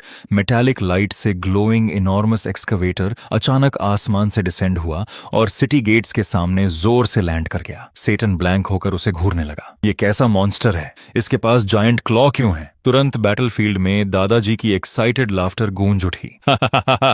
इसे एक्सकवेटर कहते हैं। इसकी स्पेशलिटी तुम्हारे जैसे बास्टर्ड्स की इलीगल कंस्ट्रक्शंस डिमोलिश करना है। फिर कम्युनिकेटर से दादाजी की कंफ्यूज्ड आवाज आई, ग्रैंडसन, ये चीज चलाते कैसे हैं? मैंने तुरंत इंस्ट्रक्शंस चिल्लाने शुरू किए। लेफ्ट लेवर पुल करो डिगिंग के लिए और राइट वाला रोटेट करने के लिए। बस ऐसे, एग्जैक्टली ऐसे। अब उसे डिवाइन ड्रैगन स्विंग मारो। एक्सकवेटर कैबिन के अंदर प्राउडली बैठे दादाजी मैडमैन की तरह लेवर्स खींचने लगे। अगले ही instant gigantic shovel deafening roar के साथ हवा चीरते हुए टाइटन के फोरहेड पर जा लगी। टेरिफाइंग प्रिसिजन के साथ एक्सकावेटर हुक ने टाइटन का एक हेड पकड़ लिया और एक वायलेंट ट्विस्ट में उसे क्लीनली उखाड़ दिया। कोलोसल स्टैच्यू पूरी तरह डिसोरिएंटेड होकर पीछे लड़खड़ा गया। खुद सेटन टाइटन के शोल्डर से उछलकर फेस फर्स्ट डर्ट में जा गिरा और मुंह भर मिट्टी निगलने लगा। अगले ही पल पूरी अंडरवर्ल्ड आर्मी डीफनिंग विक्ट्री चीयर्स में फट पड़ी। दादाजी एक्सकावेटर को वेटरन डेमोलिशन फोरमैन की मैजेस्टिक कॉन्फिडेंस के साथ कंट्रोल कर रहे थे। ग्रैंडसन, ये मशीन मैग्निफिसेंट है। अब से हर अंडरवर्ल्ड एक्सपेंशन प्रोजेक्ट इसी ब्यूटी पर डिपेंड करेगा। मैं प्राउडली हंस पड़ा। ग्रैंडपा, अगर ऐसा है तो अब सेटन का हेडक्वार्टर्स भी डिमोलिश कर दें। मैं और इक्विपमेंट ऑफरिंग्स बर्न करने ही वाला था कि अचानक पीछे से लियू रुयान पैनिक में चीख उठी। मैं तुरंत घूमकर देखता ही फ्रीज हो गया। पता नहीं कैसे, लेकिन हमारे बैकयार्ड के बीचों बीच ग्लोइंग गोल्डन फ्रूट से भरा एक कोलोसल ट्री अचानक प्रकट हो चुका था। उसकी ब्रांचेस के नीचे एक बूढ़ा आदमी ग्रीन ओनैक्स पर बैठा हमें अनरी डबल स्माइल के साथ क्वाइटली देख रहा था। मैं एक्सकेवेटर बर्न करने की जगह पर इतना फोकस्ड था कि मुझे ट्री के अपीयर होने का पता ही नहीं चला। अब उसकी रेडिएंट गोल्डन लाइट के नीचे वो एल्डरली मैन धीरे धीरे अपनी लंबी व्हाइट बियर्ड सहला रहा था और पूरी शांति से हमें ऑब्जर्व कर रहा था। यो यो यो। मैं सामने बैठे उस बूढ़े आदमी को ब्लैंक होकर घूरने लगा। उसकी बियर्ड इतनी अब्सर्डली लंबी थी कि लगभग उसके पैरों को छू रही थी और उसके सिर के ऊपर व्हाइट स्मोक का फेंट हेलो तैर रहा था, बिल्कुल किसी कल्टीवेशन एनिमे वाले इमॉर्टल ऑरा की तरह। मैंने पास रखा ब्रूम कसकर पकड़ लिया और प्रोटेक्टिव अंदाज में रुयान के सामने खड़ा हो गया। ओए बूढ़े, तुम आखिर हो कौन? वो ट्री मेरी प्रॉपर्टी पर है, ये ट्रेसपासिंग है। अगर अभी नहीं गए तो मैं पुलिस बुला दूंगा। बूढ़ा आदमी बिल्कुल भी गुस्सा नहीं हुआ, उल्टा वो कामली हंस पड़ा और अपनी ड्राई वुडन कैन से जमीन पर हल्का टैप किया। अगले ही पल हमारे पैरों के नीचे की ग्रास कलरफुल फ्लावर्स के समंदर में बदल गई और उन्होंने मिलकर giant Chinese character for virtue बना दिया। मेरी स्कैल्प तुरंत नम हो गई। बूढ़ा कामली मुस्कुराया, इतना एजिटेटेड होने की जरूरत नहीं लिटिल फ्रेंड, मैं बस रास्ते से गुजर रहा था। मैंने इस ट्री की स्पिरिचुअल लाइट को सीधे हेवेंस तक उठते देखा, इसीलिए एक कप टी मांगने आ गया। तुम्हारा ये ट्री कोई ऑर्डिनरी चीज नहीं है, ये सीधे हेवनली रेल्म से कनेक्टेड सिग्नल टावर की तरह काम करता है और कोइंसिडेंस से यही मेरा लैंडिंग पॉइंट निकला। पता नहीं क्यों, लेकिन मेरी एटीट्यूड से बूढ़ा थोड़ा ऑफेंडेड लगने लगा, जैसे इरिटेशन में उसकी सांस अटक रही हो। उसकी बियर्ड प्रैक्टिकली नोज तक पफ हो गई और जब उसने गुस्से में जमीन पर पैर पटका तो वहां डीप क्रेटर बन गया। लेकिन मैं रिएक्ट करता उससे पहले ही वॉइड से दादाजी की आवाज फिर थंडर की तरह गूंज उठी। बस इस बार उनका टोन अनबिलीवेबली रिस्पेक्टफुल था। उनकी आवाज में डर तक सुनाई दे रहा था। ग्रैंडसन, तुरंत घुटनों पर बैठ, वो ग्रेट एंसेस्टर खुद हैं। अंडरवर्ल्ड में हमने जो वेपन स्मगलिंग का तमाशा मचाया था वो इतना बड़ा हो गया कि अपर हेवेंस तक अलर्ट हो गए। वो इंटरडिमेंशनल कॉपरेशन नेगोशिएट करने आए हैं। मेरा ब्रेन लगभग शॉर्ट सर्किट हो गया। इंटरडायमेंशनल कॉपरेशन, ग्रेट एंसेस्टर, रुकिए, हेवन भी मुझसे बिजनेस करना चाहता है, कहीं गॉड्स को भी गैटलिंग मशीन गन्स तो नहीं चाहिए? मैंने तुरंत ब्रूम एक तरफ फेंका और परफेक्ट 90 डिग्री बो मार दिया। रुयान ने भी लाइटनिंग स्पीड से रिएक्ट किया। वो दौड़कर अंदर गई और दोनों हाथों में स्टीमिंग रेड टी लेकर वापस आई। ग्रेट एंसेस्टर, कृपया टी लीजिए। मेरे हस्बैंड पहले बस मजाक कर रहे थे, कभी कभी उनका ब्रेन थोड़ा मैल फंक्शन कर जाता है, कृपया उनकी स्टूपिडिटी माफ कर दीजिए। बूढ़ा वार्मली हंसा और अपनी स्लीव वेव कर दी। कोई बात नहीं लिटिल फ्रेंड, आजकल हेवनली रेल्म भी रिसोर्स शॉर्टेजेस फेस कर रहा है। जो मॉडर्न वंडर्स तुम अंडरवर्ल्ड में बर्न कर रहे हो, उसका हिस्सा हमें भी चाहिए, स्पेशली वो थिंग जिसे फूड डिलीवरी कहते हैं। इमॉर्टल्स इतने लंबे समय से मेडिटेशन में आइसोलेटेड हैं कि प्रैक्टिकली भूखे मर रहे हैं। मैंने 2 बार ब्लिंक किया। आप लोगों को टेक आउट डिलीवरी चाहिए? करेक्ट। बूढ़े ने सीरियसली सिर हिलाया। इमॉर्टल्स स्पिरिचुअल ड्यू और पीचेस खा खाकर थक चुके हैं। मैंने थॉटफुली चिन रब की। इम्पॉसिबल तो नहीं है ग्रेट एंसेस्टर, लेकिन पेमेंट कैसे करेंगे? कहीं हेवन भी इनवॉइसेस अंडरवर्ल्ड गोस्ट मनी में सेटल करने की प्लानिंग तो नहीं कर रहा? वो स्टफ यहाँ यूजलेस है। बूढ़ा मिस्टीरियस स्माइल देने लगा, फिर अपनी स्लीव से डैजलिंग गोल्डन टैलिस्मैन निकाला और हवा में जेंटली वेव किया। अगर तुम हमारे लिए exclusive heavenly food delivery system burn कर दो तो मैं तुम्हें ये ट्रूथ टैलिस्मैन दूंगा। इसमें डेड को बोलने पर मजबूर करने और लिविंग को फॉर्चून तथा डिजास्टर फोरसी करने की पावर है। मेरी आंखें तुरंत चमक उठी। मैं अभी टैलिस्मैन ग्रैब करने ही वाला था कि अचानक पूरा बैकयार्ड वॉल डेफनिंग क्रैश के साथ एक्सप्लोड हो गया। थिक मेसी बियर्ड वाला जाइगेंटिक आदमी 2 इनॉर्मस बैटल एक्सेस लेकर कोर्टयार्ड में कूद पड़ा। उसने सीधे बूढ़े की तरफ पॉइंट किया और फ्यूरियस आवाज में गरजा, ओल्डली, मैं तुम्हें ये बिजनेस डील मोनोपोलाइज नहीं करने दूंगा। मैं बस ब्लैंक होकर उस जायंट एक्स वील्डिंग मॉन्स्टर को घूरता रह गया जो मेरे बैकयार्ड में घुस चुका था, जबकि मेरा ब्रेन धीरे धीरे मेल्ट हो रहा था। क्या गॉड्स के बीच अब बैकडोर से घुसना ट्रेंड बन गया है? जायंट ने दोनों एक्सेस जमीन में दे मारे। अगले ही सेकंड अर्थ 2 मैसिव क्रैक्स में स्प्लिट हो गई और ट्रेमर इतना वायलेंट था कि पूरा यार्ड हिल गया। रुयान के हाथ में पकड़ा टी कप तक बैलेट परफॉर्म करने लगा। जायंट ने ओल्ड मैन की तरफ फ्यूरियस उंगली दिखाई। ओल्डली, क्या फिर से हेवन को लो क्वालिटी फूड से पॉइजन करने की कोशिश कर रहे हो? फिर उसने अचानक ब्राइट आईज के साथ मेरी तरफ देखा। किड सिंह, इसकी बात मत सुनो। मैं लुबान हूँ, हेवनली रीलम का चीफ इंजीनियरिंग मैनेजर। मैंने वो एक्सकावेटर देखा जो तुमने अंडरवर्ल्ड में बर्न किया था। फ्रैंकली स्पीकिंग, उसका डिजाइन क्रूड बियॉन्ड बिलीफ था। मेरे साथ काम करो, मैं तुम्हें फ्लाइंग पेपर टैंक्स बनाना सिखाऊंगा। मैंने उसके हाथों में पकड़ी जिगांटिक बैटल एक्सिस को देखा। तुम लुबान हो, लेजेंडरी मास्टर क्राफ्ट्समैन। समहाउ ये एक्सिस तुम्हें कारपेंटर कम और बर्सरकर ज्यादा दिखा रही हैं। ओल्डली तुरंत गुस्से में लुबन की तरफ उंगली दिखाने लगा। तुम शेमलेस कंस्ट्रक्शन फ्रॉड, मेरे बिजनेस में नाक क्यों घुसा रहे हो? लुबन भी वापस रोर करने लगा। सिंह, अभी हेवन के इंफ्रास्ट्रक्चर इश्यूज सॉल्व करने वाला था, लेकिन तुम बीच में घुस आए। दोनों इमॉर्टल्स एक दूसरे को इतनी इंटेंसिटी से ग्लेयर कर रहे थे कि उनके सिर से उठती स्टीम प्रैक्टिकली हवा में जायंट सिंबल्स बना रही थी। मीनवाइल मैं अपने एचिंग टेंपल्स रब कर रहा था। मेरा सिर ऐसे दर्द कर रहा था जैसे मिसाइल सीधे उस पर गिरा हो। रुयान क्वाइटली मेरे पास झुकी और विस्पर किया, हनी, क्या हो अगर हम ऑक्शन रख दें? जो ज्यादा पेमेंट करे उसे प्रायोरिटी सर्विस मिले। मैंने एक्साइटमेंट में तुरंत उसके हाथ पकड़ लिए। You are a genius my love. फिर मैंने थ्रोट क्लियर किया और दोनों फ्यूरियस इमॉर्टल्स की तरफ देखा। ऑलराइट, रिस्पेक्टेड एंसेस्टर्स, लड़ाई बंद कीजिए। मैं आप दोनों के लिए चीजें बर्न कर सकता हूँ, लेकिन अभी मुझे desperately intelligent automated paper factory चाहिए। इतने लंबे समय से हैंड क्राफ्टिंग पेपर ऑफरिंग्स कर रहा हूँ कि हाथों में कैलसेस निकल आए हैं। लुबन की आंखें इंस्टेंटली चमक उठी। उसने तुरंत अपनी चेस्ट से एंशिएंट ग्लोइंग बुक निकाली और प्राउडली मेरी तरफ फेंक दी। सिंपल, मैं तुम्हें मैनुअल ऑफ 1000 डिवाइन मैकेनिज्म्स देता हूँ। ठीक उसी मोमेंट वॉइड से दादाजी की एक्साइटेड आवाज फिर एक्सप्लोड हुई। ग्रैंडसन, मैं अभी अंडरवर्ल्ड का कमर्शियल डिस्ट्रिक्ट एक्सपैंड कर रहा हूँ और अर्जेंटली ऐसी असेंबली लाइन चाहिए। Deal accepted. Old Luban, factory blueprints तुरंत भेज। आज रात मैं तुम्हें solar powered scorpion reconnaissance aircraft burn करके दूंगा। जैसे ही वो 2 बूढ़े इमॉर्टल्स आखिरकार वहां से गए, तभी रुयान ने अचानक मेरी स्लीव कसकर पकड़ ली और बैकयार्ड में लगे गोल्डन ट्री की तरफ इशारा किया। सेंगलिन, पेड़ के फ्रूट्स को देखो, ये काले क्यों हो गए? मैंने तुरंत ऊपर देखा और मेरा पूरा शरीर जम गया। शाखाओं पर लटक रहे सुनहरे फ्रूट्स अब मोटे काले धुएं छोड़ रहे थे। तभी अचानक ट्री ट्रंक के अंदर से एक डरावनी हंसी गूंजी। एक आदमी काले क्लोक में लिपटा हुआ धीरे धीरे बाहर निकला और जमीन पर लंबी जंग लगी साइद घसीट रहा था। ब्लेड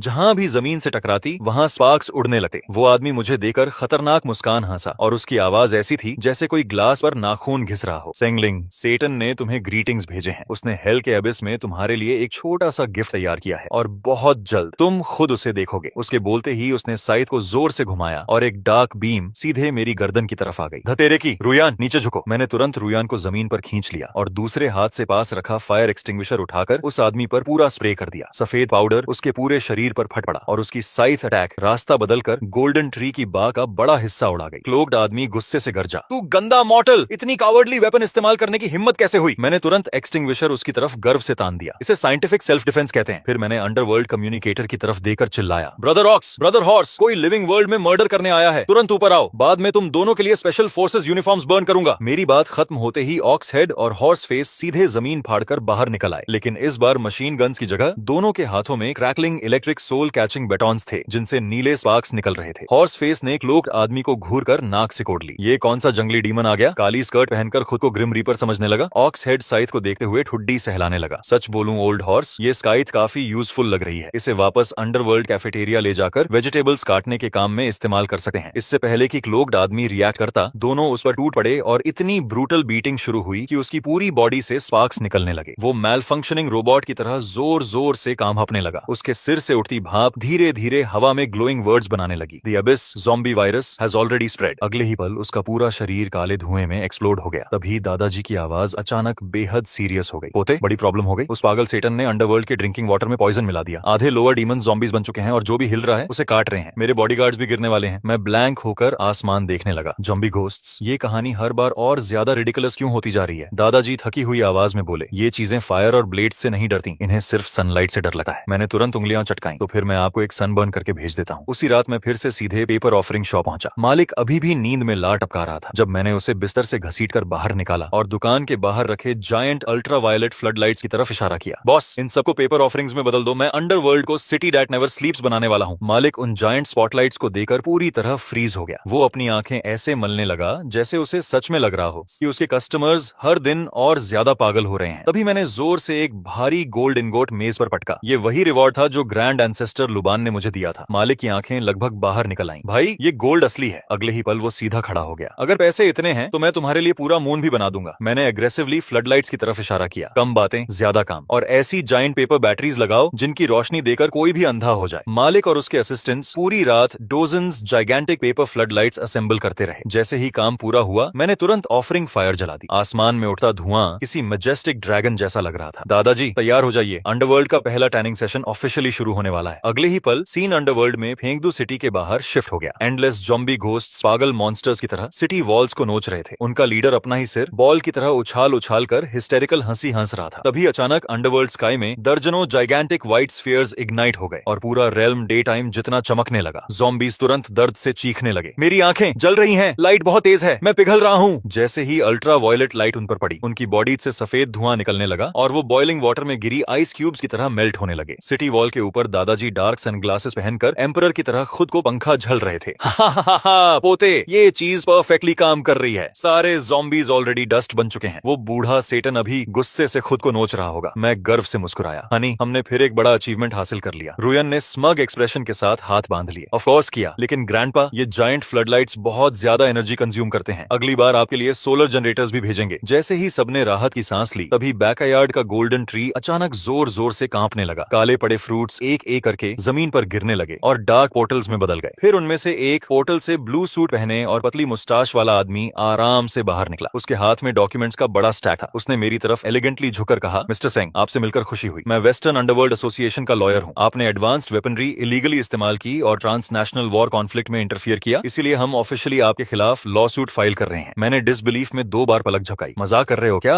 अब वॉर में मरने मारने के साथ लॉयर्स से भी डील करना पड़ेगा। उस आदमी ने ग्लासेस ठीक किए और लेंसेज पर ऑमिनस रिफ्लेक्शन चमक उठा। Mister Singh, international underworld convention के आर्टिकल 38 के अनुसार आपने बैटलफील्ड में lethal non magical weaponry supply की, जिससे वॉरफेयर की फेयरनेस को गंभीर नुकसान पहुंचा। इसीलिए आपको अंडरवर्ल्ड कोर्ट में ट्रायल के लिए हमारे साथ चलना होगा। मेरे माथे की नसें तुरंत फूल गईं। ट्रायल? मैंने कुछ जायंट लाइट बल्ब्स बर्न किए और अचानक क्रिमिनल बन गया। लेकिन जब तुम्हारे प्रेशियस सैटन ने पानी में पॉइजन मिलाया था, तब तुम्हारे सारे लीगल एक्सपर्ट्स जस्टिस का लेक्चर देने कहां गए थे? गुस्से में मैंने इतना जोर से पैर पटका कि नीचे की फ्लोर टाइल टूटकर बिखर गई। लॉयर ने शांत चेहरे के साथ अपने सूट से सिल्वर गेवल निकाला और हवा में एक बार ठोक दिया। मिस्टर सैटन के एक्शंस बायोकेमिकल एक्सपेरिमेंटेशन क्लासिफाई किए गए थे। वो एकेडमिक रिसर्च के अंतर्गत आता है, लेकिन आपके एक्शंस ब्लांट स्मगलिंग माने जाएंगे। मैं लगभग गुस्से से फट पड़ा। ये पूरी तरह बकवास है। इतना शमेलेस डबल स्टैंडर्ड मैंने जिंदगी में नहीं देखा। तभी रुयान ने गुस्से में मेरी बांह पकड़ ली। हनी, इससे बात करके समय बर्बाद मत करो। ब्रदर ऑक्स और ब्रदर हॉर्स से कहो इसे उठाकर बाहर फेंक दें। जैसे ही बैल सिर और घोड़ा चेहरा आगे बढ़ने वाले थे, तभी उस वकील ने अचानक अपने ब्रीफकेस से चमकता हुआ सुनहरा डॉक्यूमेंट निकाला और उसे हवा में ऊंचा उठाकर बोला, ये इंटरनेशनल अरेस्ट वारंट है जिस पर खुद भगवान और लॉर्ड यम के सिग्नेचर्स हैं। क्या तुम लोग आदेश मानने से इनकार करोगे? तभी जमीन के नीचे से दादाजी की गुस्से भरी दहाड़ गूंज उठी। बकवास, मैंने ऐसा कोई कागज साइन नहीं किया। पोते, ये साफ नकली है। मैं बस हाथ बांधकर ठंडी हंसी हंसा। ऑफिशियल डॉक्यूमेंट्स फॉर्ज कर रहे हो? दोस्त, तुम्हारे प्रोफेशनल स्टैंडर्ड्स काफी घटिया हैं। फिर मैंने सीधे वकील की तरफ उंगली उठाई। Brother ox, brother horse, fraud बहुत बड़ा क्राइम है। पहले इसे आधा मारो, फिर 18वें नरक में फेंक देना ताकि असली कानून पढ़ सके। मेरी बात सुनते ही बैल सिर और घोड़ा चेहरा उंगलियां चटकाते हुए डरावनी हंसी हंसने लगे और धीरे धीरे वकील को घेर लिया। लेकिन तभी उस वकील का चेहरा अचानक भयानक तरीके से मुड़ने लगा और उसका पूरा शरीर तेजी से फूलने लगा। उसका महंगा नीला सूट फटकर टुकड़ों में बिखर गया और अगले ही पल वो 3 सिर और 6 ताकतवर बाहों वाला डरावना मॉन्स्टर बन चुका था। उसके एक सिर ने दांत दिखाते हुए कहा, जब डिप्लोमेसी फेल हो गई तो अब हम सीधा ताकत इस्तेमाल करेंगे। सेंगलिंग, महान लॉर्ड सेटन ने कहा है कि अगर तुम्हें जिंदा पकड़ लिया गया तो पूरा अंडरवर्ल्ड उसका हो जाएगा। मैं लगभग खांस पड़ा। अब वकील भी ट्रांसफॉर्म होने लगे। मैंने तुरंत रुयान की तरफ मुड़कर चिल्लाया, जल्दी मेरी स्पेशल पीचवुड डीमन स्लेइंग स्वॉर्ड लाओ। रुयान भागते हुए अंदर गई और तलवार मेरी तरफ फेंक दी। लेकिन जैसे ही मैंने उसे देखा, मेरा चेहरा जम गया। हैंडल पर लगा छोटा स्टिकर कमजोर रोशनी में ब्लिंक कर रहा था, लो बैटरी। उसी पल वो 6 बाहों वाला मॉन्स्टर मेरी तरफ झपटा। उसके सड़े हुए मांस की बदबू से मुझे वहीं उल्टी आने वाली थी। लेकिन ठीक उसी क्राइसिस के बीच मेरे दिमाग में अचानक एक जबरदस्त आइडिया आया। मुझे अपनी पॉकेट में रखा अल्ट्रा कैपेसिटी पावर बैंक याद आ गया और मैंने जोर से अपनी जांघ पर हाथ मारा। रुयान, जल्दी फास्ट चार्जिंग केबल दो। इस तलवार को स्पेशल अटैक चलाने के लिए एक्सटर्नल पावर चाहिए। रुयान घबराकर अपने हैंडबैग में खोजने लगी और आखिरकार केबल निकालकर सीधे स्वॉर्ड के हैंडल में लगा दी। क्लिक। अगले ही पल पीचवुड स्वॉर्ड से कान फाड़ देने वाली इलेक्ट्रिक चीख निकली और पूरी ब्लेड चमकती हुई बैंगनी लाइटनिंग से ढक गई। बिजली के झटके से मेरे बाल गुस्से में खड़े साही जैसे सीधे ऊपर खड़े हो गए। 6 बाहों वाला मॉन्स्टर मजाक उड़ाते हुए गरजा, तुम सोचते हो पोर्टेबल चार्जर मुझे रोक देगा? मैं कोई वॉइस कंट्रोल्ड लाइट बल्ब हूं क्या? मैंने चमकती हुई तलवार उसकी तरफ तान दी और खतरनाक मुस्कान के साथ बोला, ये 50,000 मिलियम फास्ट चार्जिंग है हरामी, अब करंट खा। मैंने पीचवुड स्वॉर्ड को ऊपर उठाकर सीधे उसकी तरफ डेडी स्वीपिंग स्ट्राइक छोड़ा। पलक झपकते ही ब्लेड से निकला विशाल लाइटनिंग ब्लास्ट उसके पेट में जाकर टकराया। इम्पैक्ट इतना जोरदार था कि वो हेलीकॉप्टर की तरह हवा में घूमता हुआ दूर जा गिरा। उसके शरीर से काला धुआं निकलने लगा और उसके सिर के ऊपर उठती भाप ने हवा में एक चमकता हुआ शब्द बना दिया, पेन। बैल सिर शॉक्ड होकर बोला, धतेरे की, ये चीज अंडरवर्ल्ड ट्राइब्यूलेशन से भी ज्यादा खतरनाक है। घोड़ा चेहरा गंभीर होकर सिर हिलाने लगा। लगता है अब से घोस्ट पकड़ने जाते वक्त पावर बैंक भी साथ रखना पड़ेगा। फिर उसने जमीन पर लौट रहे मॉन्स्टर की तरफ इशारा किया, ओल्ड ऑक्स, इस वकील को देख, पूरा रोस्ट होकर काला पड़ गया है। सही रहेगा अगर दादाजी इसे बारबेक्यू बना लें। वो मॉन्स्टर वकील दर्द भरी चीख मारते हुए वापस इंसानी रूप में सिकुड़ गया और टेल दबाकर टेलीपोर्टेशन पोर्टल के अंदर भाग गया। मैंने माथे का पसीना पोंछा और थकर सोफा पर गिर पड़ा। तभी जमीन के नीचे से दादाजी जोर जोर से हंसने लगे। पोते, शानदार काम। ये इलेक्ट्रिक पीचवुड स्वॉर्ड सच में डायमेंशन डिफाइंग आर्टिफैक्ट है। बाद में मैं अंडरवर्ल्ड में इस्तेमाल करने के लिए इसका प्रॉपर स्कैबर बनवाऊंगा। मैंने थकी आवाज में कराहते हुए कहा, कृपया मुझे और समस्याएं मत दो, ये चीज बहुत ज्यादा बिजली खाती है। अब शायद मुझे आपके लिए सोलर पैनल भी ढूंढना पड़ेगा। लेकिन दादाजी की अगली बात सुनकर मुझे लगभग स्ट्रोक आने वाला था। वो कमीना सैटन अब 3 सिर वाला हेलहॉन्ड बुला चुका है और उसी रात मैं पूरे रेजिडेंशियल डिस्ट्रिक्ट से हाई वोल्टेज इलेक्ट्रिकल इक्विपमेंट उखाड़ने में लगा हुआ था, जबकि बर्ड शॉप वाला मालिक भी मेरे साथ पूरी रात इमरजेंसी प्रोजेक्ट में फंसा हुआ था। मैंने लाल आंखों से इलेक्ट्रीशियंस मैनुअल की तरफ इशारा करते हुए कहा, मुझे giant electric dog catching clamps की डजन्स फुल स्केल रेप्लिका चाहिए। मालिक मैनुअल को ऐसे घूर रहा था जैसे उसकी आंखें बाहर निकल जाएंगी। भाई, तुम्हारे ऑर्डर्स हर बार ज्यादा प्रोफेशनल होते जा रहे हैं। पहले मिसाइल्स, अब जायंट डॉग क्लैंप्स। क्या अंडरवर्ल्ड में पेट शॉप्स खोलना नया ट्रेंड बन गया है? मैंने तुरंत मेज पर हाथ पटका। बकवास बंद करो, उस कुत्ते के 3 सिर हैं। क्लैंप्स बहुत बड़े बनाओ और उन पर हाई वोल्टेज वार्निंग साइंस लगाओ। अंदर सबसे पावरफुल कैपेसिटर्स भरो। अगर हम उसे इलेक्ट्रोक्यूट नहीं कर पाए तो खत्म हो जाएंगे। मालिक ने घबराकर निगल लिया और तुरंत काम में लग गया। थोड़ी देर बाद मैंने खुद ऑफरिंग फायर जलाई। दर्जनों विशाल पेपर इलेक्ट्रिक लैंप्स धुएं के साथ उड़ते हुए सीधे अंडरवर्ल्ड की तरफ चले गए। अगले ही पल सीन फिर बदल गया और फेंगदू सिटी के बाहर बैटलफील्ड दिखाई देने लगा। पहाड़ जितना विशाल काला हेलहाउंड शहर की तरफ दौड़ रहा था और उसके तीनों मुंहों से जायंट फायरबॉल्स निकल रहे थे। उसकी दहाड़ से शहर की दीवारें कांपते हुए टूटने लगीं। दादाजी दीवार के ऊपर गर्व से खड़े थे और आगे इशारा करते हुए गरजे, बदतमीज जानवर, थंडर टेक्नोलॉजी और गोस्ट सोल्जर्स की ताकत देख, क्लैंप्स छोड़ दो। उनके आदेश के साथ सिक्योरिटी गार्ड यूनिफॉर्म्स पहने गोस्ट सोल्जर्स दीवारों पर लाइन बनाकर खड़े हो गए और सबके हाथों में मेरे भेजे हुए जायंट इलेक्ट्रिक लैंप्स थे। जैसे ही हेलहॉर्न छलांग लगाकर उनकी तरफ आया, सारे सोल्जर्स ने एक साथ मूव किया। क्लैक, विशाल क्लैंप्स एक साथ उसके तीनों गलों पर बंद हो गए। ज्यादा मत जलाना, दादाजी चिल्लाए, उसका फर जल रहा है। लेकिन तब तक बहुत देर हो चुकी थी। हजारों वोल्ट्स सीधे हेलहॉर्न के शरीर में दौड़ चुके थे। वो विशाल दानव पागलों की तरह उछलने लगा और उसके तीनों सिर आपस में टकराने लगे, जबकि उसकी आंखों के चारों तरफ तारे घूम रहे थे। उसके शरीर से उठती भाप ने हवा में एक चमकता हुआ शब्द बना दिया, डिजी। दादाजी हिस्टेरिकल हंसी हंसने लगे। हा हा हा, पोते, कमाल कर दिया। ये जायंट ब्लैक डॉग अब पालतू पपी जितना ओबीडियंट हो गया है। इसकी पूंछ देख कैसे हिला रहा है। मैं गर्व से मुस्कुराया। दादाजी, अब जब ये ओबीडियंट हो गया है तो इसे अंडरवर्ल्ड के गेट्स गार्ड करने दो। अगर कोई ट्रबल करे तो तुरंत इस कुत्ते को छोड़ देना। वो फॉरेन डीमन जरूर कुछ प्लान कर रहे हैं। और तभी अचानक फ्लॉलेस ब्लैक टक्सीडो पहने एक पीला वेस्टर्न एमिसरी मेरी कोर्टयार्ड में रहस्यमयी तरीके से प्रकट हुआ। उसके हाथ में एलिगेंट केन थी। वो झुकर बोला, मिस्टर सेंग, लॉर्ड सेटन आपको अपनी सिंसियरेस्ट ग्रीटिंग्स भेजते हैं। अगर आप सिर्फ सेनफिंग के लिए वेपन्स बर्न करना बंद कर दें तो मॉर्टल वर्ल्ड में आपको जिंदगी भर इमेंस वेल्थ और प्रॉस्पेरिटी मिलेगी। मैंने ठंडी सांस छोड़कर नाक सिकोड़ ली। सिंसियरेस्ट ग्रीटिंग्स सुनने में तो ऐसा लग रहा है जैसे सब कुछ चाहिए लेकिन बदले में कुछ देना नहीं चाहते। फिर मैंने शांत होकर रुयान की तरफ देखा। हनी, हमारे लीगल डिपार्टमेंट को बुलाओ ताकि ये जेंटलमैन से नेगोशिएशन कर सकें। मैं हल्का मुस्कुराया। और लीगल डिपार्टमेंट से मेरा मतलब ऑब्वियसली ब्रदर ऑक्स और ब्रदर हॉर्स हैं। अगले ही पल दो विशाल आकृतियां शैडोज से बाहर निकली। दोनों स्पॉटलेस ब्लैक सूट्स और सनग्लासेस पहने हुए थे, जबकि उनके भारी ब्रीफ केसेस ईंटों से भरे हुए थे। उन्हें देखते ही एमिसरी के पैर कांपने लगे। बेलसिर ने सनग्लासेस ठीक करते हुए ठंडी आवाज में कहा, सबसे पहले प्रपोजल सुनने के लिए मल्टी बिलियन डिपॉजिट लगेगा। घोड़ा चेहरा एमिसरी की नेकटाई को घूरते हुए बोला, ओल्डॉक्स, इसकी टाई काफी सॉफ्ट लग रही है। दादाजी के जूते साफ करने के लिए परफेक्ट रहेगी। डरा हुआ एमिसरी पीछे लड़खड़ाकर हट गया और उसकी केन जमीन पर गिर गई। लेकिन उससे पहले कि कोई कुछ और बोलता, जमीन की गहराइयों से दादाजी की आवाज टेरिफाइंग किलिंग इंटेंट के साथ गूंज उठी। पोते, इन पर भरोसा मत करना। उन बेवकूफों ने समिट लोकेशन पर 100,000 फॉलन एंजल्स के साथ एम्बुश तैयार किया है। वो बस तुम्हारे मरने का इंतजार कर रहे हैं। मेरे चेहरे पर धीरे धीरे ठंडी मुस्कान फैल गई। एम्बुश? हाँ, मैंने जोर से अपनी उंगलियां चटकाई। तो फिर हम भी फुल स्केल काउंटर अटैक करेंगे। फिर मैंने कांपते हुए एमिसरी की तरफ देखा। मिस्टर एमिसरी, वापस जाकर सेटन से कहना कि मैं समिट में समय पर पहुंचूंगा। फिर मैं हल्के अंधेरे अंदाज में मुस्कुराया। लेकिन मैं बहुत डरपोक इंसान हूँ, इसीलिए अपने साथ कुछ बॉडीगार्ड्स लेकर आना पसंद करता हूँ। जैसे ही मैं समिट के एंट्रेंस पर पहुंचा, एक गार्ड आगे बढ़ा और सम्मान से बोला, मिस्टर सेंग, समिट के रूल्स के अनुसार आप सिर्फ 2 कंपेनियंस ला सकते हैं। पूरी आर्मी अंदर नहीं जा सकती।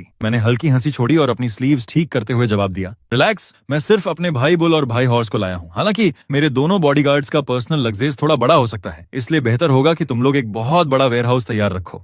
ठीक उसी समय दादाजी के मैजिकल आर्टिफैक्ट की मदद से मैंने लिविंग वर्ल्ड के स्पेशल फोर्सेस ट्रेनिंग मैनुअल्स और हजारों टैक्टिकल पेपर हेलमेट्स सीधे अंडरवर्ल्ड में भेज दिए। दादाजी, रिसीव कीजिए, ये हमारी अंडरवर्ल्ड ड्रैगन स्क्वाड का स्पेशल इक्विपमेंट है। ब्रदर बुल और ब्रदर हॉर्स को लीड करने दीजिए और ऐसी आर्मी ट्रेन कराइए जो सबसे कठिन बैटल्स लड़ सके। हमारे परिवार की इज्जत खराब नहीं होनी चाहिए। अगले ही पल सीन अंडरवर्ल्ड ट्रेनिंग ग्राउंड्स में बदल गया, जहां हजारों स्पेक्ट्रल सोल्जर्स मिट्टी में रेंग रहे थे और उनके चेहरों पर काला कैमोफ्लेज पेंट लगा हुआ था। बुल ने लाल आर्मबैंड पहन रखा था और मेगाफोन पकड़कर इतनी जोर से चिल्ला रहा था कि उसका गला बैठने वाला था।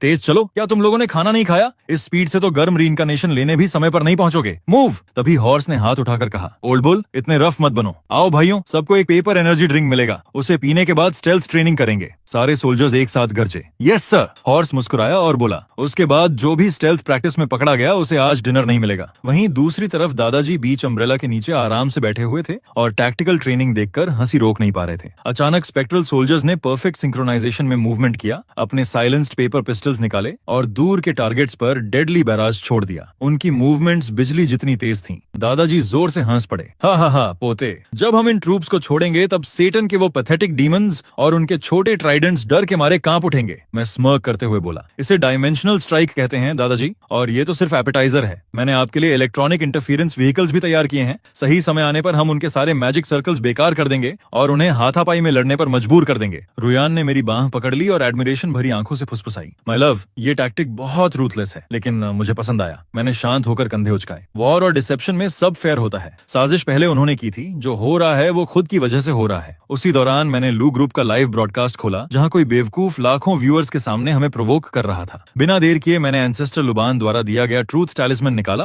और सीधे फोन स्क्रीन पर चिपका दिया। मैं उस आदमी को घूरते हुए बोला, बोल, बता कौन तुम्हारे पीछे है और तुम्हारे डार्क इंटेंशंस क्या हैं? बचपन में किसी को नहाते हुए भी देखा होगा तो वो भी उगल देगा, और झूठ बोलने की कोशिश मत करना। सबके शौक के बीच वो आदमी तुरंत कैमरा में सच चिल्लाने लगा। सच ये है, मैं ख्वान पातिन का कजिन हूँ। सेटन ने मुझे ल्यू ग्रुप को बर्बाद करने के लिए बहुत पैसे दिए।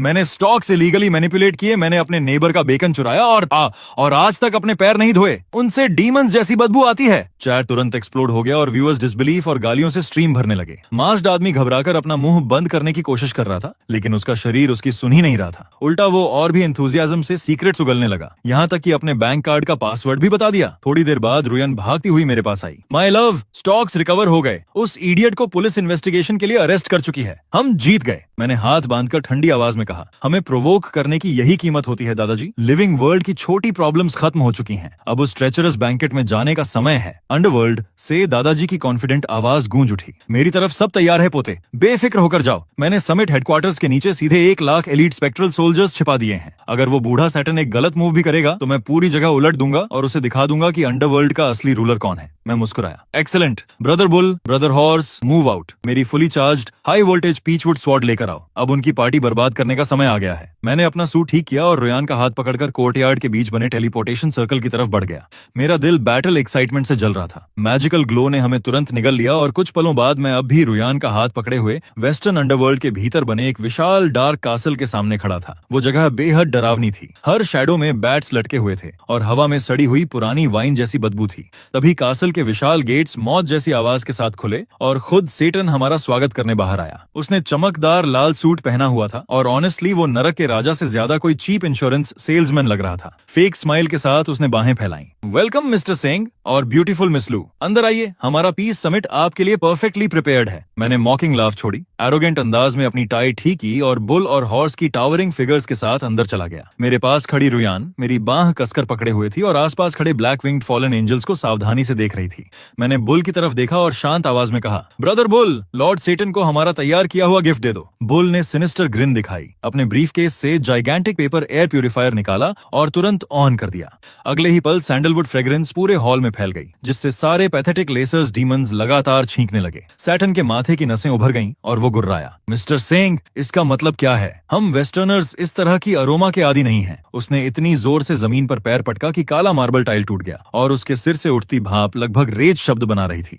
मैं शांत मुस्कान के साथ बोला, इसे एनवायरमेंट प्यूरिफिकेशन कहते हैं। इससे हमें तुम्हारे बैड इंटेंशंस की बदबू सहन नहीं करनी पड़ती। लेकिन बकवास काफी हुई। अग्रीमेंट कहाँ है? सेटन ने टेबल की तरफ इशारा किया। वहीं, बस साइन कर दो। वेस्टर्न अंडरवर्ल्ड की सॉवरेंटी एक्सेप्ट कर लो, वेपन्स बर्न करना बंद कर दो और हम हमेशा के लिए दोस्त बन जाएंगे। उसी पल दादाजी की आवाज मेरे दिमाग में गूंजी, पोते, कुछ साइन मत करना। मैंने अपने लोग उनकी आर्मरी में इन्फिल्ट्रेट कर दिए हैं। बस उसे बातों में उलझाए रखो और मेरे सिग्नल का इंतजार करो।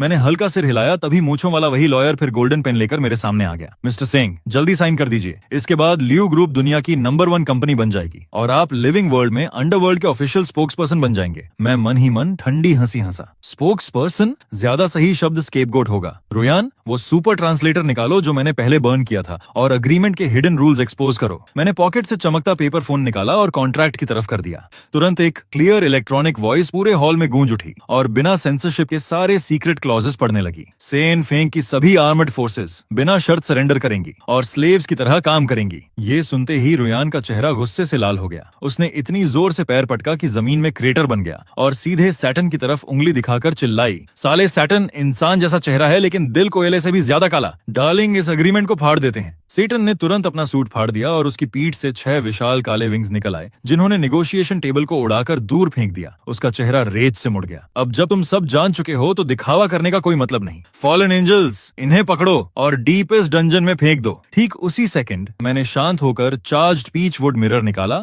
और सीलिंग की तरफ मैसिव लाइटनिंग ब्लास्ट छोड़ दिया। मुझे पकड़ना चाहते हो सेटन? पहले खिड़की से बाहर देखकर बताओ कि वो किसकी आर्मी है। सैटन इंस्टिंक्टिवली पलटा और जैसे ही उसने बाहर देखा उसका पूरा शरीर जम गया। कैसल के ऊपर डार्क स्काई में डीफेनिंग एक्सप्लोजन्स गूंज रहे थे, जबकि dozens invisible paper fighter jets अंधेरे को चीरते हुए उड़ रहे थे। Countless spectral special forces soldiers आसमान से डेडली स्टॉर्म की तरह नीचे उतर रहे थे। सेटन डिसबिलीफ में चीखा, इम्पॉसिबल, मेरा डिफेंसिव मैजिक बैरियर कहाँ है? एक्टिवेट क्यों नहीं हुआ? मैंने ठंडी स्मर्क के साथ जवाब दिया, सॉरी माय डियर सेटन, उस पेपर एयर प्यूरिफायर के अंदर मैंने next generation electronic interference powder छिपाया था। अभी तुम्हारे मैजिकल सर्किट्स शायद एक लाइट बल्ब भी पावर नहीं कर पाएंगे। अचानक बुल और हॉर्स ने अपने सूट्स फाड़ दिए और अंदर टैक्टिकल वेस्ट्स दिखाई देने लगे। बुल ने हेवी वल्कन मशीन गन उठा ली, जबकि हॉर्स ने लेजर कैप्चर नेट एक्टिवेट कर दिया। दोनों टेरिफाइंग ग्रिन्स के साथ धीरे धीरे सेटन की तरफ बढ़ने लगे। बुल जोर से हंसा, हे हॉर्स, इस चिड़िया के विंग्स काफी बड़े हैं, इन्हें काटकर ओल्ड मिस्टर सेन के लिए अच्छा फैन बनाएंगे। हॉर्स एक्साइटेड होकर सिर हिलाने लगा, और उन छोटे डीमंस को भागने मत देना, सबको पकड़कर नई अंडरवर्ल्ड हाईवे बनवाएंगे। सेटन गुस्से से कांपने लगा, उसके 6 विंग्स पागलों की तरह फड़फड़ाने लगे और वो डेस्परेट फाइनल बैटल के लिए तैयार हुआ। लेकिन मूव करने से पहले ही कासल फ्लोर हजारों टुकड़ों में एक्सप्लोड हो गया। मेरे दादाजी से फेंका एक कोलोसल पेपर एक्सकेवेटर चलाते हुए जमीन के नीचे से बाहर निकले। उसकी मैकेनिकल आर्म के एक स्विंग से ही उन्होंने सैटर्न को सीधे दीवार में दे मारा। दादाजी जोर जोर से हंस पड़े। हाँ, मैं बहुत समय से इस कबाड़ खाने को तोड़ना चाहता था। शानदार काम पोते। पलक झपकते ही एलीट स्पेक्ट्रल सोल्जर्स ने पूरे कैसल पर कंट्रोल कर लिया। सब खत्म होता देख फॉलन एंजल्स ने तुरंत वेपन्स नीचे फेंक दिए और अनकंडीशनल सरेंडर कर दिया। रुयान मेरी बांह पकड़कर एक्साइटमेंट से चमकती आंखों के साथ फुसफुसाई, डार्लिंग हम सच में जीत गए। मैंने धीरे से सिर हिलाया। अभी नहीं, जब तक इस डेविल्स नेस्ट को हमारी नई ब्रांच ऑफिस में नहीं बदल देते तब तक कुछ खत्म नहीं हुआ। सैटर्न अब भी दादाजी के एक्सकवेटर से दीवार पर ऐसे पिंड था जैसे कोई पैथिक पोस्टर हो। तभी ग्रीक अंडरवर्ल्ड का राजा हैड्स अपनी आर्मी के साथ वहां भी आ पहुंचा, लेकिन डिस्ट्रक्शन देखते ही उसने तुरंत स्पीयर फेंक दिया और ऑकवर्ड स्माइल बनाकर बोला, mister Seng, young master Seng, ये सब मिसअंडरस्टैंडिंग है। मैं तो आपकी टेरिटरी कंट्रोल करने में मदद करने आया था। उस इंसॉलेंट सैटर्न ने अपनी लिमिट्स भूल दी थी। मैं उसे लंबे समय से सबक सिखाना चाहता था। दादाजी जोर से हंसे। तुम सिचुएशन के हिसाब से ढलना अच्छे से जानते हो पोते। तुम्हें क्या लगता है इस वेस्टर्न हेल का क्या करना चाहिए? मैंने ठुड्डी सहलाई और मॉडर्न मैनेजमेंट मैनुअल्स के ढेर की तरफ देखा जिन्हें मैं अभी तक बर्न नहीं कर पाया था। दादाजी, मुझे लगता है हमें ग्लोबल अंडरवर्ल्ड के लिए जॉइंट डेवलपमेंट जोन बनाना चाहिए। आज से ईस्ट हो या वेस्ट, सब हमारी स्पेक्ट्रल करेंसी इस्तेमाल करेंगे और एक unified modern management system follow करेंगे। हेडीज, तुम वेस्टर्न ब्रांच के सीईओ बनोगे और सेटन को हेल के पब्लिक टॉयलेट्स साफ करने भेज दो। सेटन के सिर से गुस्से में भाप निकलने लगी, जबकि मेरे बगल में खड़ी रुयान ने लैपटॉप खोलकर अगला कमर्शियल एम्पायर प्लान करना शुरू कर दिया। वो चमकती मुस्कान के साथ बोली, डार्लिंग हम इंटरडायमेंशनल टूरिज्म शुरू कर सकते हैं। लिविंग वर्ल्ड के लोग वर्चुअल रियलिटी के जरिए अंडरवर्ल्ड विजिट करेंगे। ये $multi-billion बिजनेस बन जाएगा। मैं गर्व से हंसा। एक्सीलेंट, तय रहा। अब मैं सिर्फ ईस्टर्न अंडरवर्ल्ड का किंग नहीं हूँ, अब मैं ग्लोबल अंडरवर्ल्ड का चेयरमैन हूँ। दादाजी के आदेश पर स्पेक्ट्रल सोल्जर्स ने पूरे वेस्टर्न हेल में बैनर्स लगा दिए जिन पर लिखा था साइंटिफिक रीइंकार्नेशन और बी सिविलाइज्ड गोस्ट्स। उस पूरे केओस के बीच आखिरकार मुझे सच्ची राहत महसूस हुई। लिविंग वर्ल्ड में अंडरवर्ल्ड के इमेंस ब्लेसिंग की वजह से लियू ग्रुप पृथ्वी की सबसे स्टेबल और पावरफुल कॉर्पोरेशन बन चुकी थी। इतनी सारी घटनाओं के बाद आखिरकार मैं दोनों दुनियाओं के बीच officially crowned greatest logistics supplier की तरह कुछ पीसफुल डेज एंजॉय कर पा रहा था। लेकिन एक दिन जब मैं रुयान के साथ प्राइवेट बीच पर आराम कर रहा था, तभी दादाजी फिर मेरे सपने में प्रकट हो गए। पोते, तुम आजकल बहुत बिजी हो गए हो। मैंने अंडरवर्ल्ड में स्पेस एक्सप्लोरेशन प्रोजेक्ट शुरू किया है, इसलिए जल्दी से कुछ स्पेस शिप्स बर्न करके भेजो। मैं उन्हें बिना कुछ बोले घूरता रह गया। दादाजी, आपकी एम्बिशंस की सच में कोई लिमिट नहीं बची। अंडरवर्ल्ड काफी नहीं था क्या? अब एलियंस को भी टेरराइज करना है। भले ही मैं कंप्लेन कर रहा था, लेकिन अगले ही पल मैंने कार स्टार्ट की और विलेज पेपर ऑफरिंग शॉप की तरफ निकल पड़ा। मालिक, जो अब तक मेरा एक्सक्लूसिव डिजाइनर बन चुका था, मुझे देखते ही कई इनॉर्मस एरोस्पेस मॉडल्स निकाल लाया। बॉस सिंह, इस बार मार्स जा रहे हैं या मून? देखिए, मैंने आपके लिए फुल पेपर स्पेस स्टेशन भी बनाया है। Guaranteed perfect scale replica. मैंने बिना हेजिटेशन हाथ हिलाया। सब ले लूंगा। और कुछ हैंडसम पेपर एस्ट्रोनॉट्स भी बना दो ताकि वो दादाजी के लेफ्टिनेंट्स बन सकें। जैसे जैसे फ्लेम्स आसमान में उठी, एंडलेस मॉडर्न इक्विपमेंट लगातार अंडरवर्ल्ड भेजा जाने लगा। रुयान मेरे पास आई, उसने मेरी बांह पकड़ ली और हल्की मुस्कान के साथ बोली, थैंक यू डार्लिंग, मुझे बिल्कुल अलग दुनिया दिखाने के लिए धन्यवाद। मैंने जलती हुई आग की तरफ देखते हुए शांत आवाज में जवाब दिया, माय लव, ये तो सिर्फ शुरुआत है। जब तक मैं यहाँ हूँ, हमारा परिवार लिविंग वर्ल्ड पर राज करेगा और मेरे दादाजी आफ्टर लाइफ से पूरे यूनिवर्स को जीत लेंगे। और धीरे धीरे आखिरी सीन फेड होने लगा, जहाँ मेरे दादाजी फुल स्पेस सूट पहनकर पेपर लूनर रोवर के ऊपर गर्व से खड़े थे, जैसे अब वो खुद सितारों को जीतने निकल पड़े हों।